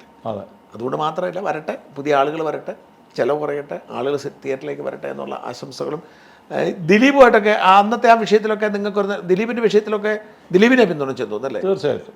ഞാൻ എപ്പോഴും ദിലീപിനെ പിന്തുണയ്ക്കുള്ളൂ, എപ്പോഴും പിന്തുണയ്ക്കും. അയാൾ നിരപരാധിയാണെന്നുള്ളതാണ് എൻ്റെ ഏറ്റവും വലിയ ഇത്. നടി പീഡിപ്പിക്കപ്പെട്ടു എന്നുള്ള സത്യമാണല്ലോ. അത് 100%. ആ കുട്ടിയെ എനിക്കറിയാവുന്നതല്ലേ, വളരെ അടുത്തറിയാവുന്ന കുട്ടിയല്ലേ. അത് പീഡിപ്പിക്കപ്പെട്ടു. പക്ഷെ അതിന് ഇയാൾ ഒരിക്കലും ചെയ്യുന്നത് ഞാൻ വിശ്വസിക്കുന്നില്ല. പിന്നിൽ പൊളിറ്റിക്സ് ഉണ്ടെന്ന് അർത്ഥം. ആർക്ക്? ഇതിന് പിന്നിലൊരു എന്തെങ്കിലും കാണുമായിരിക്കും. ഞാൻ അതിനെക്കുറിച്ച് കൂടുതൽ അന്വേഷിക്കാൻ പോയില്ല. എൻ്റെ അടുത്ത് ഒരു പോലീസ് ഓഫീസറാണ് പറഞ്ഞത് ദിലീപ് നിരപരാധിയാണെന്നുള്ളത്. ഒരു പോലീസ് ഓഫീസർ പറഞ്ഞു. അങ്ങനെയാണ് ഞാൻ ദിലീപിനെ പോയി അവിടെ ജയിലിൽ പോയി ആദ്യമായിട്ട് പോയി കാണുന്നത് ഞാനാണ്. ഇദ്ദേഹത്തിൻ്റെ സിനിമയെ വല്ലാതെ ആ പ്രതിസന്ധിക്ക് ശേഷം ഒരു സിനിമയും വിജയിച്ചിട്ടില്ല. ആദ്യത്തെ പടം രാമലീലയിലെ അന്ന് ആദ്യത്തെ പടം, പിന്നൊന്നും വിജയിച്ചിട്ടില്ല. വിജയിക്കാത്ത ഇതുകൊണ്ടൊന്നുമല്ല വിജയിക്കാത്തത്. നല്ല പടങ്ങളൊക്കെ പിന്നെ കുറേ പടങ്ങൾ ഓടുന്നുണ്ട്. വിജയിപ്പിൻ്റെ പടത്തിന് ഏറ്റവും വലിയൊരു ഇതെന്ന് പറയുന്നത് ഈ വീട്ടിലിരുന്ന് ആളുകൾ കാണാൻ വലിയ താല്പര്യമാണ്. എന്ന് വെച്ചാൽ തമാശയും കാര്യങ്ങളും കൂടുതലും. അതെ, പക്ഷേ ഇപ്പം അദ്ദേഹത്തെ ബാധിച്ചിട്ടുണ്ടെന്നല്ലേ? അദ്ദേഹം സാമ്പത്തിക നിലയൊക്കെ ബാധിച്ചിട്ടുണ്ടെന്ന് തോന്നുന്നു. അതൊക്കെ അയാൾ ഓവർകം ചെയ്തു വരും. അതൊക്കെ 100% ഓവർകം ചെയ്തു വരും. ഇപ്പം 5-8 വർഷമായില്ലേ ഇതിനെ പറയുന്നത്? അത് തന്നെ. എന്തായാലും അയാൾ അതിനകത്ത് ഓവർകം ചെയ്തു വരും. അയാളിത് നിരപരാധിയാണെന്നുള്ളതാണ് എൻ്റെ ഒരു വേറെ വൈകാതെ അതിൻ്റെ ഇതുണ്ടാകും തോന്നുന്നു. ഉണ്ടാവട്ടെ. എന്തായാലും താങ്ക് യു. അയ്യോ, വലിയ സന്തോഷം. എനിക്ക് ഇത്രയും സമയം വലിയ താങ്ക് യു സോ മച്ച്.